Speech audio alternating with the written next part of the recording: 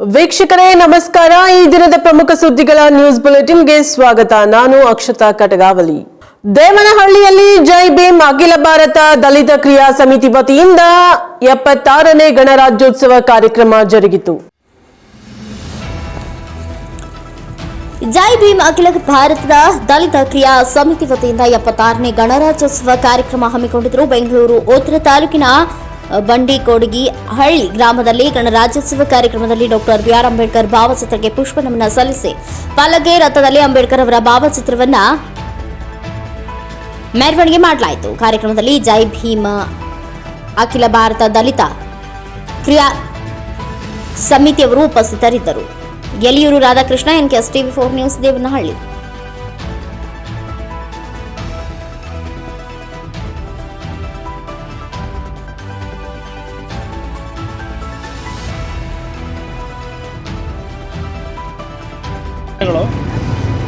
ಇವತ್ತು ಡಾಕ್ಟರ್ ಬಾಬಾ ಸಾಹೇಬ್ ಅಂಬೇಡ್ಕರ್ ಅವರು ಈ ನಮ್ಮ ದೇಶಕ್ಕೆ ಗಣರಾಜ್ಯೋತ್ಸವನ ಅರ್ಪಣೆ ಮಾಡಬೇಕಾದ್ರೆ ಇಡೀ ಪ್ರಪಂಚದ 60 ದೇಶಗಳ ಕಾನೂನುಗಳನ್ನು ಅಧ್ಯಯನ ಮಾಡಿ ಈ ದೇಶಕ್ಕೆ ಪವಿತ್ರವಾದಂಥ ಸಂವಿಧಾನವನ್ನು ರಚನೆ ಮಾಡಿ ಇಂದಿಗೆ 75 ತುಂಬಿ 76 ಕಾಲಿಟ್ಟಿದೆ.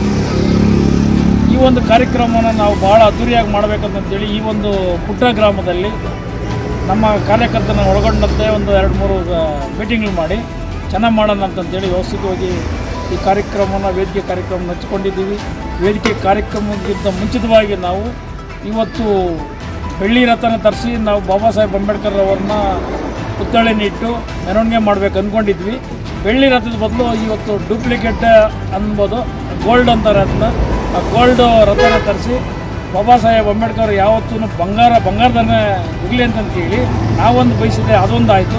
ತುಂಬ ಸಂತೋಷದ ಮೂಲಕ ಅವರ ಒಂದು ಫೋಟೋವನ್ನು ಇಟ್ಟು ಇಡೀ ನಮ್ಮ ಊರಿನ ಮುಖಾಂತರ ಬೃಹತ್ ಸುಮಾರು ತಮಟೆಗಳನ್ನು ತರಿಸಿ ಮೆರವಣಿಗೆ ಮೂಲಕ ಇವತ್ತು ಊರುಗಳಿಗೆಲ್ಲ ಬೀದಿಗಳಲ್ಲಿ ನಾವು ಮೆರವಣಿಗೆ ಮಾಡಿ ಅವರಿಗೆ ಹೃದಯಪೂರ್ವಕವಾದಂಥ ನಾವು ಅಭಿನಂದನೆಗಳನ್ನು ಸಲ್ಲಿಸಿ ಇನ್ನು ಮುಂದಿನ ದಿನಗಳಲ್ಲಿ ಅವರ ಬರೆದಂಥ ಕಾನೂನುಗಳು ಶಾಶ್ವತವಾಗಿ ಈಗ ಒಂದು ನಮ್ಮ ದೇಶದಲ್ಲಿ ಉಳಿಯಲಿ ಅನ್ನೋ ಒಂದು ಅನಿಸಿಕೆಯ ಮುಖಾಂತರ ನಾವು ಜೈ ಭೀಮ್ ಅಖಿಲ ಭಾರತ ದಲಿತ ಕ್ರಿಯಾ ಸಮಿತಿಯಾಗಿ ನಾವು ಆಚರಣೆ ಮಾಡಿದ್ದೀವಿ. ವೇದಿಕೆಯನ್ನು ಹಂಚ್ಕೊಂಡಿದ್ದೀವಿ. ಮತ್ತು ಬಡ ಮಕ್ಕಳಿಗೆ ಮತ್ತು ಬಡ ಹೆಣ್ಣುಮಕ್ಕಳಿಗೆಲ್ಲ ನಮ್ಮ ಕಾರ್ಯಕರ್ತರಿಂದ ಸೀರೆ ವಿತರಣೆಗಳು ಮಾಡಿಕೊಟ್ಟಿದ್ದೀವಿ. ಇನ್ನೂ ಊಟದ ವ್ಯವಸ್ಥೆಗಳನ್ನು ಮಾಡಿದ್ದೀವಿ. ಭಾಳ ಅಚ್ಚುಕಟ್ಟಾಗಿ ಈ ಕಾರ್ಯಕ್ರಮಗಳನ್ನು ನೆರವೇರಿಸಿದ್ದೀವಿ. ಈ ಕಾರ್ಯಕ್ರಮಕ್ಕೆ ನಮ್ಮ ಬೆಂಬಲವನ್ನು ನಮ್ಮ ಕಾರ್ಯಕರ್ತರು ಸೂಚಿಸಿ ಕಾರ್ಯಕ್ರಮ ಭಾಳ ಅಚ್ಚುಕಟ್ಟಾಗಿ ಮಾಡಿಕೊಟ್ಟಿದ್ದಾರೆ. ವ್ಯವಸ್ಥಿತವಾಗಿ ನಾವು ಅದನ್ನು ಹಂಚ್ಕೊತಾ ಇದ್ದೀವಿ. ಅದೇ ರೀತಿಯಲ್ಲಿ ನಾನು ಇಲ್ಲಿ ಗೆದ್ದಂಥ ಗ್ರಾಮ ಪಂಚಾಯತಿ ಅಧ್ಯಕ್ಷರಿಗೂ ಪ್ರಜಾಪ್ರತಿನಿಧಿಗಳಿಗೂ ಮಾಹಿತಿಗಳು ಕೊಟ್ಟಿದ್ದೆ. ಅವರಿಗೆ ಏನು ಬೇಜಾರಾಯಿತು, ಏನಿದಾಗಿಲ್ಲ ಹಂತಗಳನ್ನು ಅರಿತು ಅವರ ಒಂದು ವಿಚಾರಗಳನ್ನು ದಾರಿಗಳನ್ನು ಅರಿತು ಮುಂದಿನ ದಿನಗಳಲ್ಲಿ ಜನಗಳಿಗೆ ಒಳ್ಳೆಯದು ಮಾಡಬೇಕು ಅನ್ನೋದಕ್ಕೆ ಇವತ್ತು ದಲಿತರಿಗೆ ಮತ್ತು ಎಲ್ಲ ಸಾಮಾನ್ಯ ವರ್ಗದವರಿಗೂ ನಾವು ಇವತ್ತು ಅರಿವು ಮೂಡಿಸುವ ಕಾರ್ಯಕ್ರಮವನ್ನು ಈ ಗಣರಾಜ್ಯೋತ್ಸವದ ಅಂಗವಾಗಿ ನಾವು ಹಮ್ಮಿಕೊಂಡಿದ್ದೀವಿ. ಈ ಕಾರ್ಯಕ್ರಮಕ್ಕೆ ಬಹಳ ಕೊಡುಗೆ ಕೊಟ್ಟಿದ್ದಾರೆ ನಮ್ಮ ಕಾರ್ಯಕರ್ತರು. ಆ ಒಂದು ವಿಚಾರವನ್ನು ನಾನು ಯಾವತ್ತೂ ಮರೆಯುವಾಗಿಲ್ಲ. ಈ ವೇದಿಕೆಗೆ ತಾವೆಲ್ಲ ಬಂದಿರೋ ತಮಗನ್ನು ನನ್ನ ಹೆಸರು ರಾಮು ಸೋದರ್. ಈಗ ಇವತ್ತು ಭಾಳ ಸೊಗಸಾಗಿ ಈ ಬಂಡಿಕೋಟಗಿ ಗ್ರಾಮದಲ್ಲಿ ಬಾಬಾ ಸಾಹೇಬರು ಏನು ಹೇಳಿದ್ರು ಅನ್ನೋದಕ್ಕೆ, ಬಾಬಾ ಸಾಹೇಬರು ಸಂವಿಧಾನ ಬರೆದು ಕೊಟ್ಟ ಮೇಲೆ ಅವರು ಲಾಸ್ಟ್ ಒಂದು ಭಾಷಣದಲ್ಲಿ ಒಂದು ಮಾತು ಹೇಳಿದ್ರು ಸರ್. ನಮಗೆ ಏನು ಹೇಳಿದ್ದಾರೆ ಅಂದರೆ, ಈ ಮಾಧ್ಯಮದವರೆಲ್ಲ ಮೈಕ್ ಇಟ್ಕೊಂಡು ಹೋಗ್ತಾರೆ. ಅವರು ಒಂದು ಪ್ರೆಸ್ ಮೀಟಿಂಗ್ ಈಚೆ ಬರಬೇಕಾದ್ರೆ ಮೈಕ್ ಇಟ್ಕೊಂಡು ಹೋಗ್ತಾರೆ. ಅವ್ರನ್ನ ಕೇಳ್ತಾರೆ, ಬಾಬಾ ಸಾಹೇಬ್ರೆ ನಿಮ್ಮ ಜೀವನನೇ ನಿಮ್ಮ ದೇಶಕ್ಕೋಸ್ಕರ ನಿಮ್ಮ ಜನಗಳಿಗೋಸ್ಕರ ತ್ಯಾಗ ಮಾಡಿರಿ, ನಿಮ್ಮ ಮಕ್ಕಳನ್ನೆಲ್ಲ ಕಳ್ಕೊಂಡ್ರಿ, ಹೆಂಡತಿ ಕಳ್ಕೊಂಡ್ರಿ, ನಿಮಗೆ ಶುಗರ್ ಲೆವೆಲ್ ಜಾಸ್ತಿ ಆಗಿದೆ, ಕಣ್ಣುಗಳು ಮಂಜು ಆಗ್ತಿವೆ, ನಿಮ್ಮ ಕಾಲುಗಳಲ್ಲಿ ಊತ ಬರ್ತವೆ, ಯಾರು ನಿಮ್ಮ ಆರೋಗ್ಯಕ್ಕೆ ಏನಾರು ಆದರೆ ಯಾರು ಹೊಣೆ ಅಂತ ಕೇಳ್ತಾರೆ ಮಾಧ್ಯಮದಲ್ಲಿ. ಅದಕ್ಕೆ ಬಾಬಾ ಸಾಹೇಬ್ರು ಹೇಳ್ತಾರೆ, ನಾನು ಸತ್ತರೆ ನನಗೇನು ಚಿಂತೆ ಇಲ್ಲ, ನನ್ನ ಜನರನ್ನು ಮಲಗಿದ್ದ ನನ್ನ ಜನರನ್ನು ಎಬ್ಬಿಸಿದ್ದೇನೆ, ಅವರಿಗೆ ಬೇಕಾದ ಎಲ್ಲ ಹಕ್ಕುಗಳನ್ನು ಕೊಡಿಸಿದ್ದೇನೆ. ನನ್ನ ಜನ ಎಲ್ಲ ಕ್ಷೇತ್ರದಲ್ಲೂ IAS IPS ಜಡ್ಜ್ ಲಾಯರ್ ಆಗಿ ಪ್ರತಿಯೊಂದು ಕ್ಷೇತ್ರದಲ್ಲೂ ಮಿಂಚಿನಂತೆ ಮಿಂಚುತ್ತಾರೆ, ಗುಡುಗಿನಂತೆ ಗುಡುಗುತ್ತಾರೆ, ಸಿಡಿಲಿನಂತೆ ಸಿಡಿಯುತ್ತಾರೆ. ಪ್ರತಿಯೊಂದೊಂದು ಗುಡುಸಿನಿಂದ ಒಬ್ಬೊಬ್ಬ ಅಂಬೇಡ್ಕರ್ ಹುಟ್ಟು ಬರ್ತಾನೆ ಅಂತ ನಮ್ಮ ಮೇಲೊಂದು ವಿಶ್ವಾಸ ಇಟ್ಟಿದ್ದಾರೆ ಸರ್ ಅವರು. ಆ ವಿಶ್ವಾಸ ನಾವು ಬಂಡಿಕೋಟಗಿಯಲ್ಲಿ ಒಂದು ಬೃಹತ್ವಾದ ಮಾಡಿ ಇವತ್ತು ಯಶಸ್ವಿ ಮಾಡಿದ್ದೀವಿ. ಪಾವಗಡದಲ್ಲಿ ಮೈಕ್ರೋ ಫೈನಾನ್ಸ್ ಸಿಗುತ್ತಿರುವ ದೌರ್ಜನ್ಯವನ್ನು ತಡೆಯಲು ರೈತ ಸಂಘದಿಂದ ಒತ್ತಾಯ ಮಾಡಿದ್ದಾರೆ. ಮೈಕ್ರೋ ಫೈನಾನ್ಸ್ ಎಸಗುತ್ತಿರುವ ದೌರ್ಜನ್ಯವನ್ನ ತಡೆಯಲು ರೈತ ಸಂಘದಿಂದ ಒತ್ತಾಯ. ಮೈಕ್ರೋ ಫೈನಾನ್ಸ್ ಕಂಪನಿಗಳು ನೀಡಿರುವ ಸಾಲ ವಸೂಲಾತಿಯ ವೇಳೆ ಎಸಗುತ್ತಿರುವ ದೌರ್ಜನ್ಯವನ್ನ ತಡೆದು ಅವರ ವಿರುದ್ಧ ಶಿಸ್ತು ಕ್ರಮ ತೆಗೆದುಕೊಳ್ಳಬೇಕು ಎಂದು ಒತ್ತಾಯಿಸಿ ಕರ್ನಾಟಕ ರಾಜ್ಯ ರೈತ ಸಂಘ ಹಾಗೂ ಹಸಿರು ಸೇನೆಯ ಜಿಲ್ಲಾ ಅಧ್ಯಕ್ಷರಾದ ಪೂಜಾರಪ್ಪನವರ ನೇತೃತ್ವದಲ್ಲಿ ತಾಲೂಕು ಕಚೇರಿಯ ಆವರಣದಲ್ಲಿ ಪ್ರತಿಭಟನೆ ನಡೆಸಿ ತಹಸೀಲ್ದಾರ್ ವರದರಾಜು ಅವರಿಗೆ ಮನವಿ ಪತ್ರವನ್ನ ನೀಡಲಾಯಿತು. ಈ ಕುರಿತು ಒಂದು ವರದಿ ಈ ರೀತಿ ಇದೆ ನೋಡಿ. ತಾಲೂಕಿನ ಗ್ರಾಮೀಣ ಪ್ರದೇಶದ ಹಲವು ಮಂದಿ ಬಡ ರೈತರು ಹಾಗೂ ಕೂಲಿ ಕಾರ್ಮಿಕರು ಈ ಸಾಲದ ಸುಳಿಯಲ್ಲಿ ಸಿಲುಕಿದ್ದಾರೆ. ಬೆಳೆ ಇಲ್ಲದೆ ರೈತರು ಹಾಗೂ ಜನ ಸಾಮಾನ್ಯರು ಮೈಕ್ರೋ ಫೈನಾನ್ಸ್ ಕಂಪನಿಗಳು ನೀಡಿರುವ ಸಾಲವನ್ನ ಪ್ರತಿ ವಾರಕ್ಕೊಮ್ಮೆ ಕಂತುಗಳ ರೂಪದಲ್ಲಿ ಸಾಧ್ಯತೆ ಇಲ್ಲದೆ ಇರುವಾಗ ನೀಡಿದ ಕಿರುಕುಳದಿಂದ ತಪ್ಪಿಸಿಕೊಳ್ಳಲು ಗ್ರಾಮಗಳನ್ನು ತೊರೆಯುವುದು ಅನಿವಾರ್ಯವಾಗಿದೆ.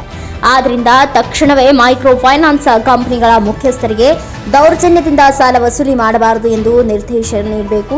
ಒಂದು ವೇಳೆ ಇದೇ ರೀತಿ ಕಿರುಕುಳ ಮುಂದಾಗಿದ್ರೆ ಅಂತಹವರ ವಿರುದ್ಧ ಕ್ರಿಮಿನಲ್ ಪ್ರಕರಣ ದಾಖಲಿಸಬೇಕು ಎಂದು ಒತ್ತಾಯಿಸಿದರು. ಈ ಸಂದರ್ಭದಲ್ಲಿ ತಾಲೂಕು ಘಟಕದ ಅಧ್ಯಕ್ಷ ಶಿವು, ಚಿತ್ತಯ್ಯ, ನರಸಪ್ಪ, ಮಂಜುನಾಥ್, ನಡಪಣ್ಣ, ಪಾತಣ್ಣ, ಸಿದ್ದಪ್ಪ, ರಾಮಾಂಜಿ, ರಾಜಪ್ಪ, ಶ್ರೀರಾಮಪ್ಪ, ಹನುಮಂತರಾಯ ಹಾಗೂ ಗುಡಿಪಲ್ಲಪ್ಪ ಉಪಸ್ಥಿತರಿದ್ದರು. Anil Yadav, NKS TV 4 news, Pavagada. Karnataka ರಾಜ್ಯ ರೈತ ಸಂಘ ಹಾಗೂ ಹಸಿರು ಸೇನೆ ತುಮಕೂರು ಜಿಲ್ಲೆ ಪಾವಗಡ ಶಾಖೆ ವತಿಯಿಂದ ನಮಗಿದರ ನಾವು ಹಸಿರು ಸೇನೆ ಜಿಲ್ಲಾಧ್ಯಕ್ಷರಾದ ಪೂಜಾರಪ್ಪ ನೇತೃತ್ವದಲ್ಲಿ ಮೈಕ್ರೋ ಫೈನಾನ್ಸ್ ಈ ಬಗ್ಗೆ ಕ್ರಮ ಕೈಗೊಳ್ಳಬೇಕು ಅಂತ ಮನವಿ ಸಲ್ಲಿಸ್ತಾ ಇದ್ದೀರಾ. ಅದೇನು ಮನವಿ ಸಲ್ಲಿಸ್ತೀರಾ ಅದನ್ನು ನಾವು ಈಗಾಗಲೇ ನಮ್ಮೆಲ್ಲರೂ ಗೊತ್ತಿರಂಗೆ ಸರ್ಕಾರ ನೋಡಿದರೆ ಈಗಾಗಲೇ ಮುಖ್ಯಮಂತ್ರಿಗಳ ಮನೆಯ ಸಭೆಯನ್ನು ಮಾಡಿದ್ದಾರೆ. ಆನಂತರ ಅದು ಸುಗ್ರೀವಾಜ್ಞೆಯನ್ನು ಹೊರಡಿಸ್ತೀವಿ ಅಂತ ಹೇಳಿದ್ದಾರೆ. ಸುಗ್ರೀವಾಜ್ಞೆಯನ್ನು ಹೊರಡಿಸ್ತಾರೆ. ಜೊತೆಗೆ ಅದಾದ ನಂತರ ಈಗಾಗಲೇ ಇವತ್ತು ಪೇಪರ್ಗಳು ಸಹ ಹಾಕಿದ್ದಾರೆ. ಪೊಲೀಸ್ ಇಲಾಖೆ ಈಗಾಗಲೇ ಕ್ರಮ ಕೈಗೊಳ್ಳೋಕೆ ಸ್ಟಾರ್ಟ್ ಮಾಡಿದ್ದಾರೆ. ಅದಕ್ಕೆ ನಾನು ಹೇಳೋದಂದ್ರು ಆ ಥರದ್ದೇನೋ ಪ್ರಕರಣ ಏನೋ ಕಂಡು ಬಂದರೆ ನಾವು ಪೊಲೀಸ್ ಇಲಾಖೆಗೆ ಒಂದು ಮನವಿ ಕೊಟ್ಟರೆ ಅದ್ರ ಬಗ್ಗೆ ಅವ್ರು ಕ್ರಮ ಕೈಗೊಳ್ಳುತ್ತಾರೆ. ಮೈಕ್ರೋ ಫೈನಾನ್ಸ್ ಬಗ್ಗೆ ಏನಾದರೂ ಇದ್ದರೆ ನೀವು ಏನು ಮನವಿ ಕೊಡ್ತೀರಾ ಅದನ್ನು ನಾವು ನಮಗೆ ಮುಖ್ಯಮಂತ್ರಿ ಕಳಿಸ್ಬೇಕು ಅಂತ ಕೊಟ್ಟಿದ್ದೀರಾ, ಅದನ್ನು ಕಳಿಸ್ಕೊಡ್ತೀನಿ. ಜಿಲ್ಲಾಧಿಕಾರಿ ಕೊಟ್ಟಂದ್ರೆ ಅದನ್ನು ನಾವು ಮುಖ್ಯಮಂತ್ರಿ ಕಳಿಸ್ಕೊಡೋಕ್ಕೆ ನಾವು ಕ್ರಮ ವಹಿಸ್ತೀವಿ. ಅದೇ ರೀತಿಯಾಗಿ ಒಂದು ಹೋರಾಟ, ಎಲ್ಲವರಿಗೂ ಹೋರಾಟ, ರೈತ ಚಳವಳಿಗೆ, ರೈತ ಹೋರಾಟಕ್ಕೆ ಇವತ್ತು ನಮ್ಮ ತುಮಕೂರು ಜಿಲ್ಲೆ ಒಳಗೆ ಬಹಳಷ್ಟು ಜನ ಸಾವಿಗೆ ಮಡಿಕೆಗಳನ್ನ ತಂದು ಇವತ್ತು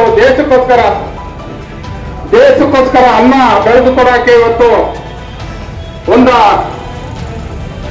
ಮೈಕಲ್ ಕಂಪ್ನಿಯಲ್ಲಿ ಇವತ್ತು ಫೈನಾನ್ಸ್ ಟ್ಯಾಂಕರ್ ತಂದಿರ್ತಾರೆ.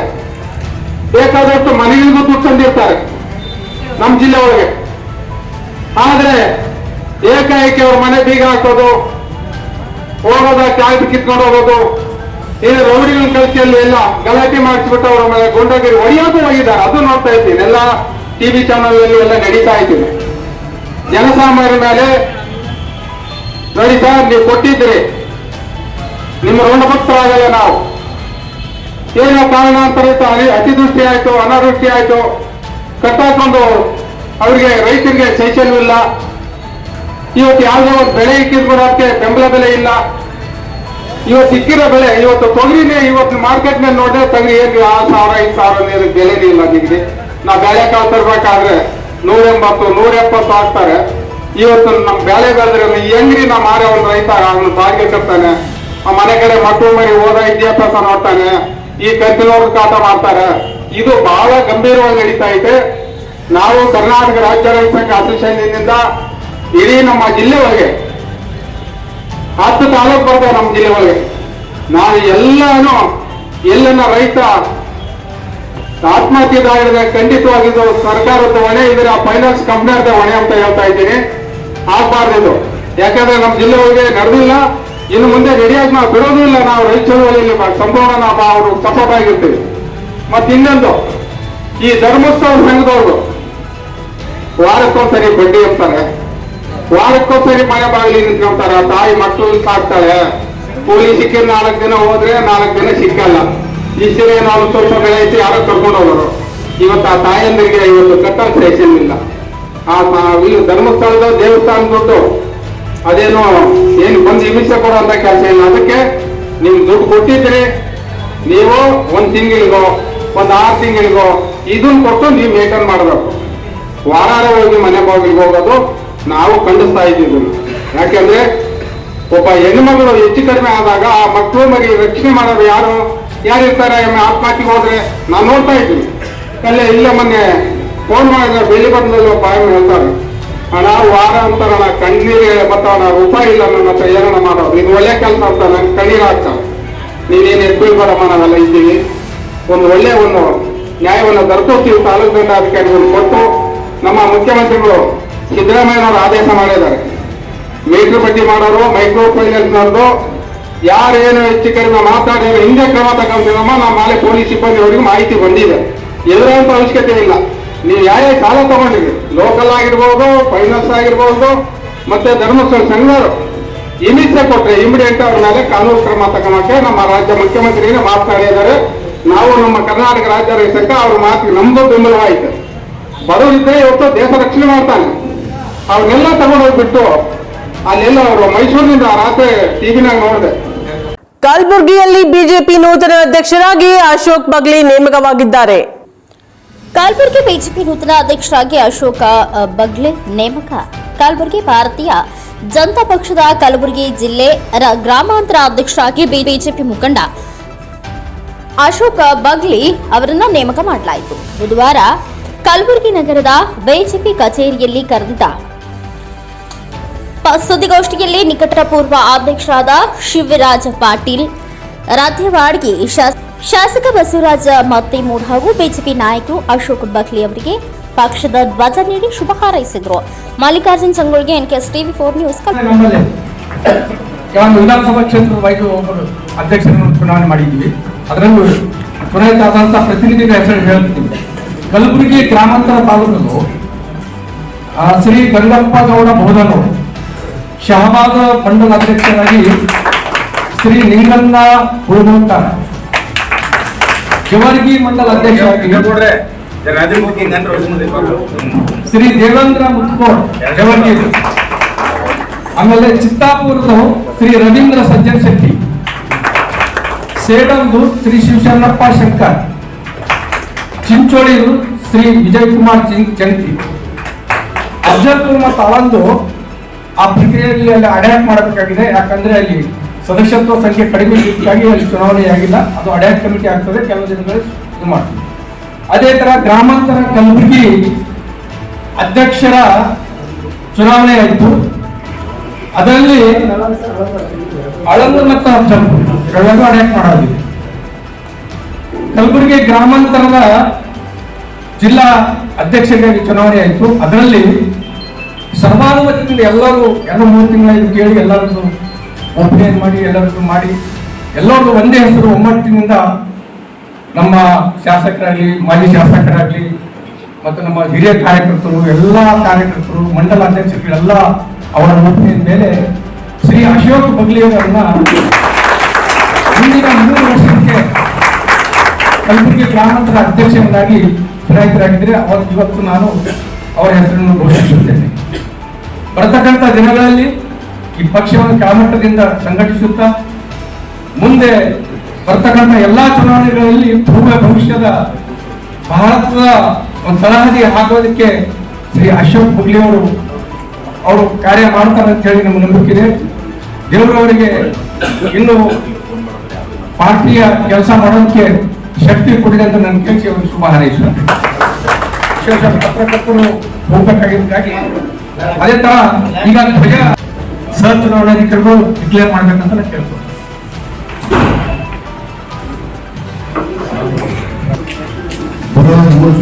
ಮೂರು ವರ್ಷಗಳ ಅವಧಿಗೆ ಚುನಾವಣಾ ಪರ್ವದಲ್ಲಿ ಇವತ್ತು ನಿನ್ನೆ ಮುಗಿದು ಇವತ್ತು ಅಧಿಕೃತವಾಗಿ ನಮ್ಮ ರಾಜ್ಯ ಚುನಾವಣಾ ಸಂಚಾಲಕ ಶ್ರೀ ಡಾಕ್ಟರ್ ಗಣೇಶ್ ಕಾರ್ಣಿಕ್ ಅವರ ಸೂಚನೆ ಮೇರೆಗೆ ನಾನು ಮತ್ತು ಶಿವಾಜಿ ನಮ್ಮ ಎಕ್ಸೂರು ನಗರ ಚುನಾವಣಾಧಿಕಾರಿ ಜಾಂತಿಕಾರಿ ಇದ್ದರು, ಅವ್ರು ಊರಾಗಿಲ್ಲ, ಅವ್ರ ಬಗ್ಗೆ ಅಧಿಕಾರವನ್ನು ಘೋಷಣೆ ಮಾಡಿರಿ ಅಂತೇಳಿ ನಗರ ಸಿದ್ದಾಜಿಗೆ ಅಧಿಕಾರ ಕೊಟ್ಟಿದ್ದಾರೆ. ಬಳಿಕ ದಕ್ಷಿಣ ಮಂಡಲದಲ್ಲಿ ಕಲಬುರಗಿ ದಕ್ಷಿಣ ಮಂಡಲಕ್ಕೆ ಅಧ್ಯಕ್ಷ ಚುನಾವಣೆ ನಡೆಯಿತು. ಒಂದೇ ಒಂದು ನಾಮಿನೇಷನ್ ಬಂದಿತ್ತು, ಶ್ರೀನಿವಾಸ್ ದೇಸಾಯಿ ಅವರಿಗೆ. ಅವರು ಅವಿರೋಧ ಆಯ್ಕೆಯಾಗಿದ್ದಾರೆ ಅಂತ ಇವತ್ತು ಈ ಮೂಲಕ. ಅದೇ ರೀತಿಯಾಗಿ ಉತ್ತರ ಮಂಡಲ ಕೂಡ ಒಂದೇ ನಾಮಿನೇಷನ್ ಬಂದಿತ್ತು, ವರದಾ ಶಂಕರ್ ಶೆಟ್ಟಿ ಅಂತೇಳಿ. ಅವರು ಎಲ್ಲ ಚುನಾವಣಾ ಪ್ರಕ್ರಿಯೆಯಲ್ಲಿ ಎಲ್ಲ ನಾಮಪತ್ರ ಪರಿಶೀಲನೆ ಮಾಡಿ ಅವರ ವರದಾಶಂಕರ್ ಶೆಟ್ಟಿ ಅವರ ನಾಮಪತ್ರ ಅಧಿಕೃತವಾಗಿ ಸ್ವೀಕಾರ ಮಾಡಿ ಅವರಿಗೆ ವರದಾಶಂಕರ್ ಶೆಟ್ಟಿ ಅವರಿಗೆ ಉತ್ತರ ಮಂಡಲ ಅಧ್ಯಕ್ಷರಾಗಿ ಘೋಷಣೆ ಮಾಡಲಾಗಿದೆ. ಅದೇ ರೀತಿಯಾಗಿ ನಗರ ಜಿಲ್ಲಾ ಅಧ್ಯಕ್ಷರ ಒಂದು ಪ್ರಕ್ರಿಯೆ ಚುನಾವಣೆ ನಡೆಸ್ತೀವಿ. ಆ ಒಟ್ಟು 3 ನಾಮಪತ್ರ ಬಂದಿತ್ತು. ಮೊದಲನೇದಾಗಿ ಉಮೇಶ್ ಪಾಟೀಲ್, ಮಹಾದೇವ್ ಬಳಗಿ ಹಾಗೂ ಚಂದು ಪಾಟೀಲ್ 3 ಜನ ನಾಮಪತ್ರ ಅಧಿಕೃತವಾಗಿ ಎಲ್ಲ ಸ್ವೀಕಾರ ಆಯಿತು. ಆದರೆ ಉಮೇಶ್ ಪಾಟೀಲ್ ಹಾಗೂ ಮಹಾದೇವ್ ಬಳಗಿ ನಾಮಪತ್ರ ಹಿಂಪಡೆದುಕೊಟ್ಟಿದ್ದಕ್ಕಾಗಿ ಚಂದು ಪಾಟೀಲ್ ಅವರಿಗೆ ಇವತ್ತು ಬರೋ 3 ವರ್ಷಗಳ ಅವಧಿಗೆ ನಗರ ಜಿಲ್ಲಾ ಅಧ್ಯಕ್ಷರಾಗಿ ಘೋಷಣೆ ಮಾಡಲಾಗಿದೆ. ಇದೇ ರೀತಿಯಾಗಿ ನಮ್ಮ ನಗರ ಜಿಲ್ಲಾ 2 ನಗರ ಘೋಷಣೆ ಮಾಡಿದೆ. ಒಂದು ಬರುವ ದಿನಗಳೇ ಚಂದು ಪಾಟೀಲ್ ಊರ ಇಲ್ಲ, ಆದರೂ ನಮ್ಮ ರಾಜ್ಯ ಚುನಾವಣಾ ಅಧಿಕಾರಿಗಳು ಹೇಳಿದ್ದಾರೆ, ನೀವು ಘೋಷಣೆ ಮಾಡಿಬಿಟ್ರೆ ಯಾವ ಸಲುವಾಗಿ ಕಾಯಬೇಕಾಗಿಲ್ಲ. ಯಾಕಂದರೆ ನಾವು ನಗರ ಮತ್ತು ಗ್ರಾಮಾಂತರ ಜಿಲ್ಲೆ 2 ಸೇರಿ ಪ್ರಕ್ರಿಯೆ ಮಾಡಬೇಕಾಗಿದೆ. ಮುಂದೆ ಬರೋ ದಿನಗಳಲ್ಲಿ ಎಲ್ಲರಿಗೂ ಒಳ್ಳೆಯದಾಗಲಿ ಅಂತ ಹೇಳಿ ಈ ಸಂದರ್ಭದಲ್ಲಿ ಅವಕಾಶ ಮಾಡೋಕ್ಕೆ ಎಲ್ಲರಿಗೂ ಧನ್ಯವಾದಗಳು. ಶ್ರೀನಿವಾಸಪುರದಲ್ಲಿ 3ನೇ ಬಾರಿಗೆ ಪಿಎಲ್ಡಿ ಬ್ಯಾಂಕ್ ಚುನಾವಣೆಯಲ್ಲಿ ಅಧ್ಯಕ್ಷರಾಗಿ ದಿಂಬಾಲ್ ಅಶೋಕ್ ಆಯ್ಕೆಯಾಗಿದ್ದಾರೆ. 3ನೇ ಬಾರಿಗೆ ಪಿಎಲ್ಡಿ ಬ್ಯಾಂಕ್ ಚುನಾವಣೆಯಲ್ಲಿ ಅಧ್ಯಕ್ಷರಾಗಿ ದಿಂಬಾಲ ಅಶೋಕ್ ಆಯ್ಕೆ. ಶ್ರೀನಿವಾಸಪುರ ತಾಲೂಕಿನ ಪಿಎಲ್ಡಿ ಬ್ಯಾಂಕ್ ಚುನಾವಣೆ ನಡೆದಿತು. ಅಧ್ಯಕ್ಷರಾಗಿ 3ನೇ ಬಾರಿಗೆ ದಿಂಬಾಲ ಅಶೋಕ್ ಹಾಗೂ ಉಪಾಧ್ಯಕ್ಷರಾಗಿ ಕೋಡಿಪಲ್ಲಿ ಸುಬ್ಬಿರೆಡ್ಡಿ ಅವರು ಅವಿರೋಧವಾಗಿ ಆಯ್ಕೆಯಾಗಿದ್ದಾರೆ. ಈ ವೇಳೆ ಪತ್ರಿಕಾ ಮಾಧ್ಯಮದವರ ಜೊತೆ ಮಾತನಾಡಿದ ಅಧ್ಯಕ್ಷರಾದ ದಿಂಬಾಲ ಅಶೋಕ್ ರವರು, ನಮ್ಮ ನಾಯಕರಾದ ರಮೇಶ್ ಕುಮಾರ್ ಅವರ ಆಶೀರ್ವಾದದೊಂದಿಗೆ ನಾವು ಮತ್ತೆ ಅಧ್ಯಕ್ಷರಾಗಿ ಆಯ್ಕೆಯಾಗಿದ್ದು 14 ಜನ ನಿರ್ದೇಶಕರು ಅವಿರೋಧವಾಗಿ ಆಯ್ಕೆಯಾಗಿದ್ದು, ರಮೇಶ್ ಕುಮಾರ್ ಅವರ ಮಾರ್ಗದರ್ಶನದಲ್ಲಿ ಬ್ಯಾಂಕ್ನ ಮೂಲಕ ರೈತರಿಗೆ ಬ್ಯಾಂಕ್ಗಳಿಂದ ಸಾಲ ವಿತರಣೆ ಮಾಡಿ ಮತ್ತೆ ಅವರನ್ನ ಶಾಸಕರಾಗಿ ಮಾಡಲು ಪಣ ತೊಡುತ್ತೇವೆ. ನಮ್ಮ ಗೆಲುವಿಗೆ ಸಹಕರಿಸಿದ ಮಾಜಿ ಶಾಸಕರಾದ ರಮೇಶ್ ಕುಮಾರ್ ಅವರಿಗೆ ಹಾಗೂ ಕಾಂಗ್ರೆಸ್ ಪಕ್ಷಕ್ಕೆ ಧನ್ಯವಾದ ತಿಳಿಸಿದರು. Venkat, NKS TV 4 news, Kolar.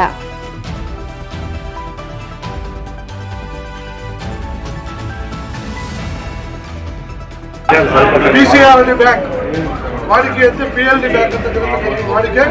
ಈ ಬ್ಯಾಂಕಿನ ನಿರ್ದೇಶಕರಾಗಿ 14 ಜನ ನಾವು ಅವಿರೋಧವಾಗಿ ರಮೇಶ್ ಕುಮಾರ್ ಅವರ ಕೃಪೆಯಿಂದ ಅವರ ಆಶೀರ್ವಾದದಿಂದ ಆಯ್ಕೆಯಾಗಿರುತ್ತೇವೆ. ಸರ್ಕಾರದ ನಾಮನಿರ್ದೇಶಕರಾಗಿ ರಾಮಸ್ವಾಮಿ ಅವರು ಒಬ್ಬರು ಆಯ್ಕೆಯಾಗಿರ್ತಾರೆ. ಒಟ್ಟು 15 ಜನ ಇದ್ದೇವೆ. ಇವತ್ತು ಅಧ್ಯಕ್ಷ ಉಪಾಧ್ಯಕ್ಷ ಚುನಾವಣೆ ಬ್ಯಾಂಕಿಗೆ ನಡೆದಿತ್ತು. ಚುನಾವಣೆ ನಡೆದರೆ ನಾವೆಲ್ಲ 9 ಗಂಟೆ ಮುಂದೆ ಕೂತ್ಕೊಂಡು ರಮೇಶ್ ಕುಮಾರ್ ಅವರ ಮಾರ್ಗದರ್ಶನದಂತೆ ನಾವೇ ಕೂತ್ಕೊಂಡು ಮಾತನಾಡಿ ಯಾವುದೇ ಭೇದ ಭಾವ ಇದ್ದಿಲ್ಲ.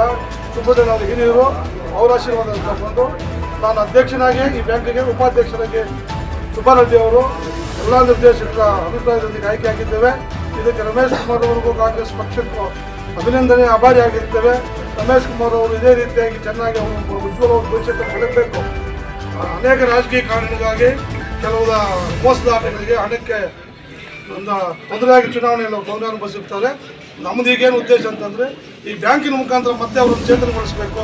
ಅವ್ರು ಬಂದರೆ ರೈತರಿಗೆ ಬಡಬಗ್ಗರಿಗೆ ಮಹಿಳೆಯರಿಗೆ ಕೂಲಿ ಕಾರ್ಮಿಕರಿಗೆ ಎಲ್ಲ ವರ್ಗದವರಿಗೂ ರಮೇಶ್ ಕುಮಾರ್ ಬಂದರೆ ಆಚೆಗೆ ಬರ್ತಕ್ಕಂಥದ್ದು ನಾವೆಲ್ಲ ಮೊನ್ನೆ ಅವ್ರ ಹತ್ರ ಹೋಗಿ ಮಾತಾಡಿದ್ದೇವೆ. ಅವರು ಅದಕ್ಕೆ ಒಂದು ಸಮ್ಮತವಾಗಿದ್ದಾರೆ. ಒಂದು ಟೈಮ್ ಕೊಡಿ, ನನ್ನ ಮನಸ್ಸಿಗೆ ನೋವಿದೆ ಅಂತ ಹೇಳಿದ್ದಾರೆ. ಅವ್ರ ನೋವಿಂದ ಹೊರಬರಲಿಕ್ಕೆ ನಾವೆಲ್ಲ ಕಾಯ್ತಾ ಇದ್ದೇವೆ. ಇದೊಂದು ಶುಭ ಸೂಚನೆ ಅಂತ ಕೂಡ ನಾವು ಸಂತೋಷಪಟ್ಟು 14 ಜನ ಅವಿರೋಧವಾಗಿ ಆಯ್ಕೆ ಆಗ್ತಿಲ್ಲಪ್ಪ, ನಂಗೆ ಆದರೂ ತೃಪ್ತಿಯಾಗಿದೆ, ನನ್ನ ಹೆಸರು ಉಳಿಸಿದ್ದೀನಿ ಅಂತ ಹೇಳಿದ್ದಾರೆ. ನಮಗೇನು ಅಂದರೆ ಅವರ ಒಂದು ಶಬಾಷ್ಗಿರಿ ಸಾಕು ನಮಗೆ ರಾಜಕೀಯದಲ್ಲಿ. ಅದಕ್ಕೋಸ್ಕರ ನಾವು ಅವರಿಗೆ ಬಹಳಷ್ಟು ಋಣಪಟ್ಟಿದ್ದೇವೆ. ಇದರ ಮುಖಾಂತರ ರಮೇಶ್ ಕುಮಾರ್ ಅವರು ಸಾರ್ವಜನಿಕ ಮುನ್ನೆಲೆಗೆ ಬರಬೇಕು ಅಂತ ಕೋರಿಕೊಂತ ಇವತ್ತು ಬಂದಿರತಕ್ಕಂಥ ಎಲ್ಲ ನಮ್ಮ ಕಾಂಗ್ರೆಸ್ ಕಾರ್ಯಕರ್ತರು ರಮೇಶ್ ಕುಮಾರ್ ಅವರ ಅಭಿಮಾನಿಗಳಿಗೆ ಕೈ ಮುಗಿದು ನಮಸ್ಕಾರವನ್ನು ಸಲ್ಲಿಸ್ತೇನೆ. ನಾನಿರ್ತಕ್ಕಂಥ ಎಲ್ಲರಿಗೂ ಅಭಿನಂದನೆ ಸಲ್ಲಿಸ್ತೇನೆ. ಎಲ್ಲರಿಗೂ ಬಹುಮತ ಮಾಡಿ ಪತ್ರಕರ್ತರು ಎಲ್ಲ ಬಂದಿದ್ದೀರಿ, ನಿಮಗೂ ಸ್ವಾಗತ. ಇಡೀ ಜನತೆಗೆ ನಾನು ತಾಲೂಕು ಪ್ರಾಥಮಿಕ ಕೃಷಿ ಮತ್ತು ಸಹಕಾರ ಕೃಷಿ ಮತ್ತು ಗ್ರಾಮೀಣ ಅಭಿವೃದ್ಧಿ ಬ್ಯಾಂಕ್ ಶ್ರೀನಿವಾಸಪುರ ಈ ಬ್ಯಾಂಕಿನ ಆಡಳಿತ ಮಂಡಳಿಗೆ ಈಗಾಗಲೇ ದಿನಾಂಕ 14/1/25 ಅವಿರೋಧವಾಗಿ 14 ಜನ ನಿರ್ದೇಶಕರು ಆಯ್ಕೆಯಾಗಿದ್ದರು. ಈ ದಿನ ಸಂಘದ ಬ್ಯಾಂಕಿನ ಪದಾಧಿಕಾರಿಗಳ ಚುನಾವಣೆಗಾಗಿ ಸಭೆ ಕರೆದಿದ್ವಿ. ಮತ್ತು ಅಧ್ಯಕ್ಷರ ಮತ್ತು ಉಪಾಧ್ಯಕ್ಷರ ಸ್ಥಾನಕ್ಕೆ ನಿಗದಿತ ಸಮಯದಲ್ಲಿ ಒಂದೊಂದೇ ನಾಮಪತ್ರ ಸಲ್ಲಿಸಲಾಗಿತ್ತು. ಮೊದಲು ಅಧ್ಯಕ್ಷರ ಸ್ಥಾನಕ್ಕೆ ಶ್ರೀ ಡಿ.ವಿ. ಅಶೋಕ್ ಅವರು ನಾಮಪತ್ರ ಸಲ್ಲಿಸಿದ್ದು, ಅವರಿಗೆ ಸೂಚಕರಾಗಿ ಶ್ರೀ ಡಿ ಸೀತಾರಾಮ ರೆಡ್ಡಿ ಅವರು ಅನುಮೋದಕರಾಗಿ ರಜಪೋಲ್ ಹಾಕಿದ್ದು, ಈ ನಾಮಪತ್ರ ಕ್ರಮಬದ್ಧವಾಗಿದ್ದರಿಂದ ಮತ್ತು ಒಂದೇ ನಾಮಪತ್ರ ಇರೋದ್ರಿಂದ ಶ್ರೀ ಡಿ ವಿ ಅಶೋಕ್ ತಂದೆ ಹೆಸರು ವೆಂಕಟರಾಮ ರೆಡ್ಡಿ ಜಿಂಬಾಲ ಗ್ರಾಮ ಅವರು ಈ ಬ್ಯಾಂಕಿನ ಮುಂದಿನ 5 ವರ್ಷಗಳ ಅವಧಿಗೆ ಅಧ್ಯಕ್ಷರಾಗಿ ಅವಿರೋಧವಾಗಿ ಆಯ್ಕೆ ಆಗಿರುತ್ತಾರೆ.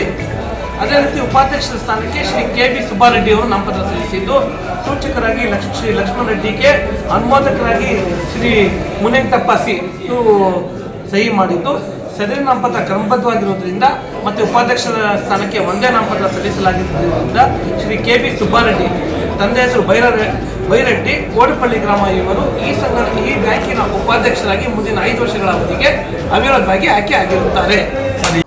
ಮೂಡಿಗೆರೆಯಲ್ಲಿ ಕ್ರೀಡಾಪಟುಗಳ ಆಕ್ಷೇಪಣೆಯಿಂದ ಮುಂದೂಡಿಕೆಯಾದ ರಂಗಮಂದಿರ ನಿರ್ಮಾಣ.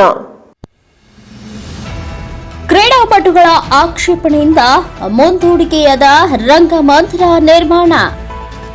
ಮೂಡಿಗೆರೆ ನಗರದ ಹೊಯ್ಸಳ ಕ್ರೀಡಾಂಗಣದಲ್ಲಿ ರಂಗಮಂದಿರ ನಿರ್ಮಾಣ ಮಾಡುವ ನಿಟ್ಟಿನಲ್ಲಿ ಯೋಜನೆ, ಸೇವೆ, ಕ್ರೀಡಾ ಇಲಾಖೆ ಮತ್ತು ಕೆಆರ್ಡಿಎಲ್ ಇಲಾಖೆಗಳ ಅಧಿಕಾರಿಗಳು ಹೊಯ್ಸಳ ಕ್ರೀಡಾಂಗಣಕ್ಕೆ ಭೇಟಿ ನೀಡಿ ಕಾಮಗಾರಿಯ ಸ್ಥಳ ಗುರುತು ಮಾಡುವ ಸಂದರ್ಭದಲ್ಲಿ ಕ್ರೀಡಾಪಟುಗಳು ಮತ್ತು ಅಧಿಕಾರಿಗಳ ನಡುವೆ ಮಾತಿನ ಚಕಮಕಿ ನಡೆದು ಕಾಮಗಾರಿಯನ್ನ 10 ದಿನಗಳ ಕಾಲ ಮುಂದೂಡುವ ನಿರ್ಧಾರ ಕೈಗೊಳ್ಳಲಾಯಿತು.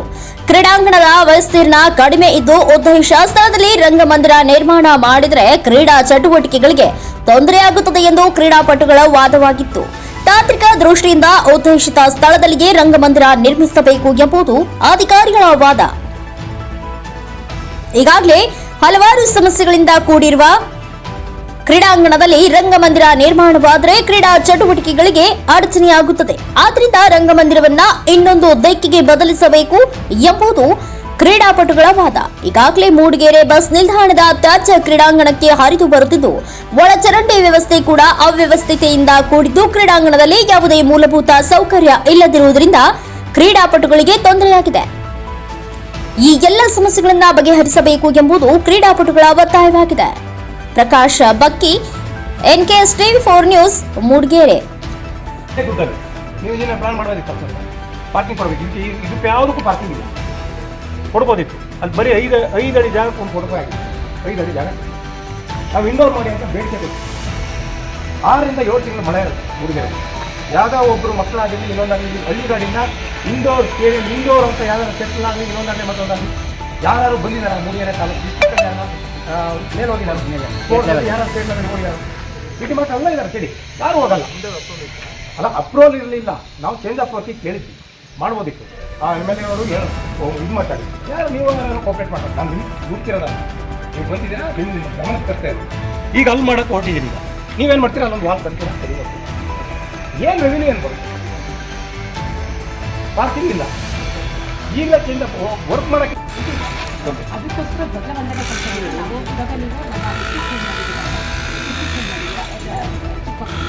ನೇರವಾಗಿ ಮೇಡಮ್ ಎಲ್ಲವೂ ಎದುರುಗಡೆನೇ ಇದೆ, ನಾವು ಅದನ್ನ ಬಗ್ಗೆ ಹೇಳ್ತೀವಿ.